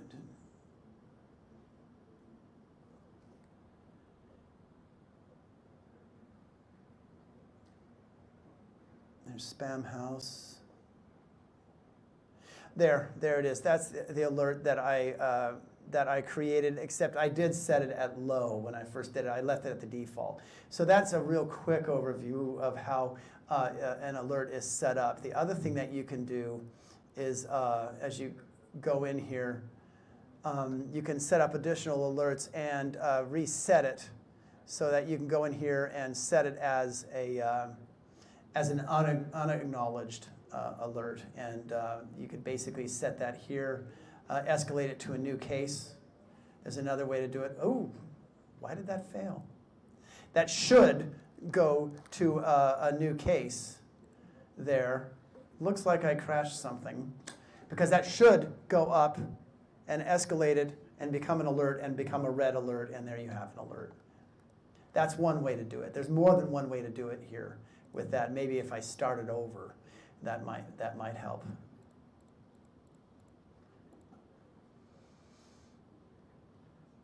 So let's go back to alerts here. No? Oh, alerts. Now, that's not showing up the way it should. I apologize for that. Let me see if I can mess with that and show that to you after offline. But generally, the way to do that is you go here and set it up. Okay, yeah, and set it up, and you can basically escalate that. But for some reason, that was failing there. But that was working. There we go. Okay, there's another one that's alerted, and that will show up eventually as an alert. It'll show up in just in a few minutes. So that's one way to do it. Thanks for that question. Thank you. Additional, any other questions? Yes. I have the last question for me. Very good. We have a lot of host name, right? We have a lot of IP. Can we not sure that is support to integrate with the configuration management database or CMDB? That's a great question. Yes, you can. And first of all, the reason why I left it at IP addresses is that I used to do, I have my own DNS server, right? But oftentimes it would fail on me and it would resort to IP addresses anyway. And that's because I'm doing this in a demo environment. Most of these will not show up, in any sort of production environment. It'll show up as host names. That's the first question. What was the second part of your question? That was it? Okay. So that's it. One thing that you'll notice, there's all of these like packet windows and packet performance and all that. That is me being lazy. All of these things should not really be there. What you'd find is that as part of your fine-tuning process, this is basically background noise from Security Onion basically telling you, hey, I'm working, it's happening. And the problem is it's logging all of it. I would fine tune all those things away and get rid of them. So I'm not really being lazy. I'm just showing you that you're going to see all this stuff that I find personally extraneous. I find personally unuseful. It's not very useful. But they leave it on there just to make sure that you know it's actually working. Things like that. These are good questions. Charles, it's going to be tough to come up with, who's asking the best questions. I know. It's not very... We'll take another 10 more minutes, James. You got 10 more minutes, do your best, and we'll talk. Then we'll wrap it up. Okay? Great. Sounds like a plan. Are there any other questions that folks have? To be honest, I don't know if mean, I could go on more and talk about a couple of these things, but short of, because I showed Zeke, let me see what else am I missing here. The only other thing I could do, I guess, is conduct that little dictionary attack if you want to see that and see how that shows up. It wouldn't take long to show that up, but that's really about all I have. I don't want to stretch this too long. So what I do is what I think I'm going to do is basically close out this discussion of Security Onion. You have the PowerPoint slides. In those PowerPoint slides, you should have my email. If not, let me see if I can type it in real quick. jstanger@comptia.org. I would be happy to have you contact me if you have any questions. You can certainly send me an email on that. You've got my LinkedIn account in the should anyway in the PowerPoint presentation. But if you have any comments, for example, I was talking earlier to a gentleman. I don't know if he's interested, but he's over a team of about 10 SOC analysts. Anybody who would be interested in doing a Zoom session where I drill down even deeper into this stuff, where I answer maybe a couple of those questions better. I'd be happy to do that during a Zoom session or something like that as a follow-up. Or even a completely new topic. One of the things I've been talking about lately to folks is about the IT operational technology disconnect. Talking about not just IoT, but operational technology, like technology that measures the power grid, or controls the power grid, or measures, operates the pressure of liquid in a tank or in a power line, a pipeline. The reason I bring this up is that I was doing this for a military base in the U.S., going over that, and they were noticing that the IT team kept missing all of the operational technology IP-enabled devices. They couldn't discover them. And that's because operational technology devices talk differently on the network than your typical IT device, typical computer or typical mobile phone. And so what I did is I did a presentation showing how you can do open source intelligence or discovery of operational technology devices. That was a lot of fun. So if you're interested in that, I could do that as a Zoom session. Or maybe, Charles, you could pay for me to come back over to Thailand and do another one of these. Yes, sir. All right, guys. Thanks. ทุกคนนะครับ James, that's it. So everybody, thank you very much. อย่าเพิ่งไปนะครับ There's still something. James, Oz. Yeah, Oz, we got Oz, a few people please, to hey, don't go choose yet. from. Oz, please sit down with James quietly there and see who is the winner. Okay. Okay, in the meantime, before we go that, all right, ก่อนที่ผมจะให้คุณก้องนะครับสุดบังของ KTBG นะครับ I want to let the marketing director, Mr. Varun Sood, say something to the audience and what can they expect more from CompTIA. Remember, in Thailand, anything free is very good. So the more free, the better it is. So I'll tell you what's happening. Go ahead. Perfect. Thank you very much. I think, me and James have been traveling for last 2 weeks. We were in India, we were in Singapore, and coming to this session, I think, you guys are one of the best audience. Really had some interesting questions. And one of the goals of CompTIA is that how we can really keep on building this cybersecurity skill set, not only in US, but also in other parts of the world. And therefore, this was our first event after almost 3 years in Thailand. And I really want to thank each and every one of you to take out time and come and attend this event. But like they say, it's just the beginning. And in future, we really look forward to have more of such hands-on sessions. For example, I was talking this morning, and maybe next time, we are planning to do a very hands-on workshop on red team and blue team. And it might be a full day workshop. So more and more things to come out from CompTIA, especially in this part of the world, in Thailand. And once again, I would really like to thank TKC, the bank here, who really invited us to, and James, all the way from Seattle, to come and really share the knowledge which we have. And I hope it was a learningful experience for all of you. Looking forward to collaborate for much more events, and looking forward to get James here practically every month. I hope so, James. Now you're talking. I'd love to come back.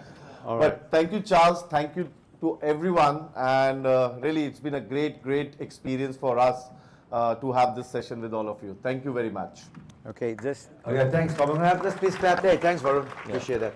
อีกอย่างนะครับอาจารย์อยากเป็น housekeeping ก็คือว่าเดี๋ยว James Stanger จะให้ 2 รางวัล 50,000 บาทนะครับ Actually อาจารย์มีงบอันเดียวแต่ว่า Graham Hunter ก็บอกว่าไหนๆก็มาแล้วแจก 2 คนเลยนะ But wait, so we'll do that. We'll tell. Okay, so มันมีรางวัลมา 2 คนแล้วนะครับอีกเพิ่งไปนะ ถ้าใครไม่ชนะรางวัลนะครับวันนี้ก่อน 5 โมงเย็นแค่ครึ่งชั่วโมงนะ CompTIA มีโปรโมชั่น only the audience อย่าซื้อให้ใครนะมันขาดทุนนะ Good. Oh, sorry, go ahead. Good.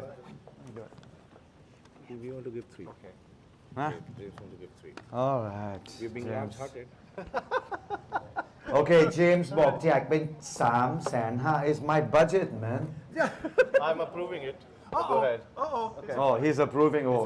It's a fight. Hey, I think you guys like Thailand a lot, and you approve. 150,000 Okay, I love it. We like Thailand, and we also want to punish you for leaving CompTIA. Okay, we will see how it goes. But anyway, so okay, 3 okay หลังจาก 3 นะครับเรามีอีก 10ที่วันนี้แค่ Size Up Plus อย่างเดียวนะใครซื้อ voucher ลด 50% นะครับแล้วก็ถ้าสอบจาก CompTIA โดยตรง free retake ด้วยนะก็คือได้แค่ถึง 5 โมงเย็นนะครับใครสนใจดูราคานะครับถ้าไม่เคยมีใคร only Size Up Plus นะเพราะราคานี้ no partners can give it's only 10เขาให้นะครับ apart from 3 gifts นะครับ alright guys before I go who are the winners Oz ก็คือ please the winner come here and take a picture with James Stanger นะครับ Benz a picture with yours so James you're giving 1 Charles give 1 James gives 1 and not you Graham Hunter marketing and James is the same and Graham Hunter alright the first gift coming from Dr. James Stanger แล้วกันนะครับ who's the judge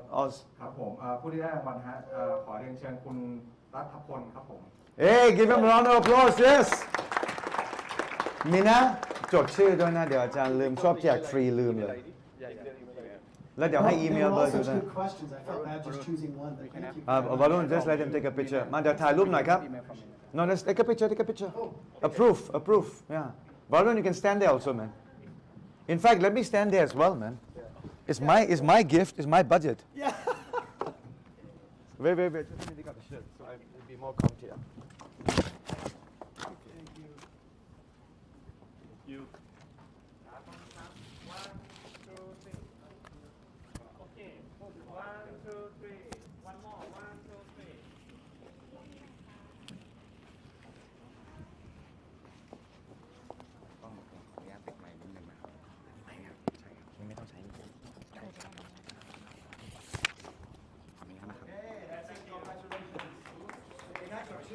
ค่ะเรียบร้อยค่ะ ไอ้นี่เดี๋ยวสิ้นเดือนได้นะครับ end of the month okay end of the month huh? Do you want him to just share his experience for today? Yeah why not he's probably why not 5 minutes yeah go ahead How was the experience for you? go ahead please Okay. That man say in Thai it's fine that's fine just a short It's okay 2 to minutes say it in Thai. Yeah, just who are you a little few bit of who seconds. are you what you're doing you ask just a little bit of brief introduction Okay, my name is Ratapon Sae. Now I am a mobile developer for Android and iOS developer. And Master International is my family company. And I also a teacher at Eastgate for Google Cloud Platform. I teach Google Cloud Platform and Kubernetes engine. Yes, on computer school called Eastgate. Yes, and I'm glad to be here and to join this seminar. I learned a lot of things about the security. Yes, and the guestful tool that I will be adapt for my work in the future. Yes, that security onion. Yes, that is the first time that I heard about that, and I think it may benefit for me in the future to do about the monitoring, yes, and for the security, yes, and thank you for the voucher for today, yes, and it can improve my career in the future and my knowledge about the security, yes, that I can get from CompTIA. Yes, because usually I'm a software developer to develop some mobile platform. Yes, and I do generally a bit about the cloud platform that I'm teaching now, so I can expand my knowledge in another platform for the security. Yes, and I think it's very grateful that I will achieve my first certificate from CompTIA. Yes. Yes. Thank you. Absolutely. That is my goal for one day, that I want to get the CompTIA certificate because it's well known for the many companies and for the world. Yes, and I think it's a great opportunity for me to take that because I know that the price is not cheap. Yes, for me to buy that. Yes, and I think this one is my opportunity to learn. Yes, and to achieve my career goal in the future. Thank you. All right, Thank you very much. Excellent. I think very rightly said, if you dream big, your dreams might become true. And he always dreamt for having a CompTIA certification, and today's dream came true. Congratulations. Okay, thank All you. right, thank you ขอบคุณมากนะครับ very good Mina please take the details นะอย่าลืมนะ แล้วก็สิ้นเดือนนะครับ เดี๋ยวสิ้นเดือนอาจารย์ส่งให้นะครับ and the next one ครับผมลำดับถัดไปนะครับผู้ที่ได้รางวัลท่านที่2นะครับผมเรียนเชิญคุณพัฒน์ครับผม hey okay James stand Oh, sorry. Oh, we'll do a hand this time. So nicely done. All right, so this is another of my budget, yeah? Yeah. Okay, but it's okay. I'm just but following. totally, okay, sir, but totally deserve. Come on, guys. That's how we do. Come on, that's what we do, guys. 1, 2, 3. One more. 1, 2, 3.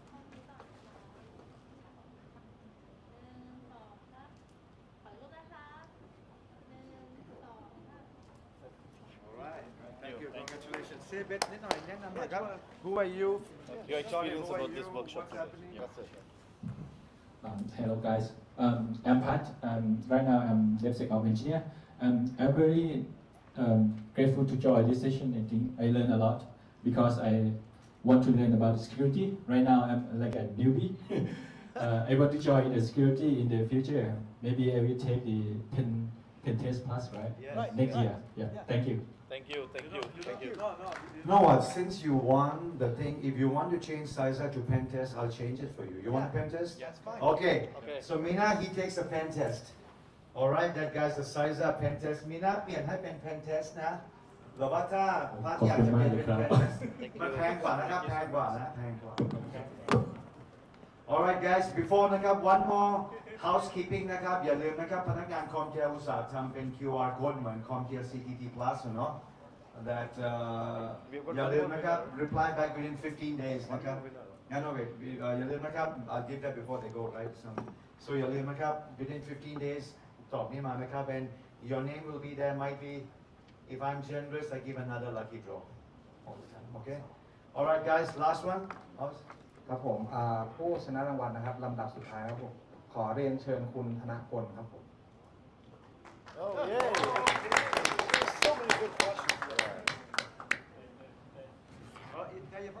เดี๋ยวต้องให้คุณกล้อง say the end and you're going to take a group picture นะครับ It's going to be in the US นะครับ please yeah group picture outside I think outside or here Outside outside in the K Plus building นะครับ go ahead take a picture yeah อย่าเพิ่งกลับนะครับ please 5 more minutes come on Unless he doesn't feel comfortable. ที่บันไดใช่พี่ไปบอกรปภให้เราบอกครับไปตั้งไว้ก่อนได้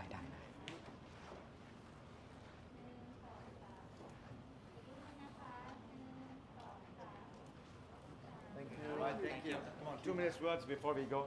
Come on. Hello everyone. I am Thanaphol Deshajarupan. I am senior security engineer at One Work Solution. I am work on the blue team that the monitor log or some kind of this.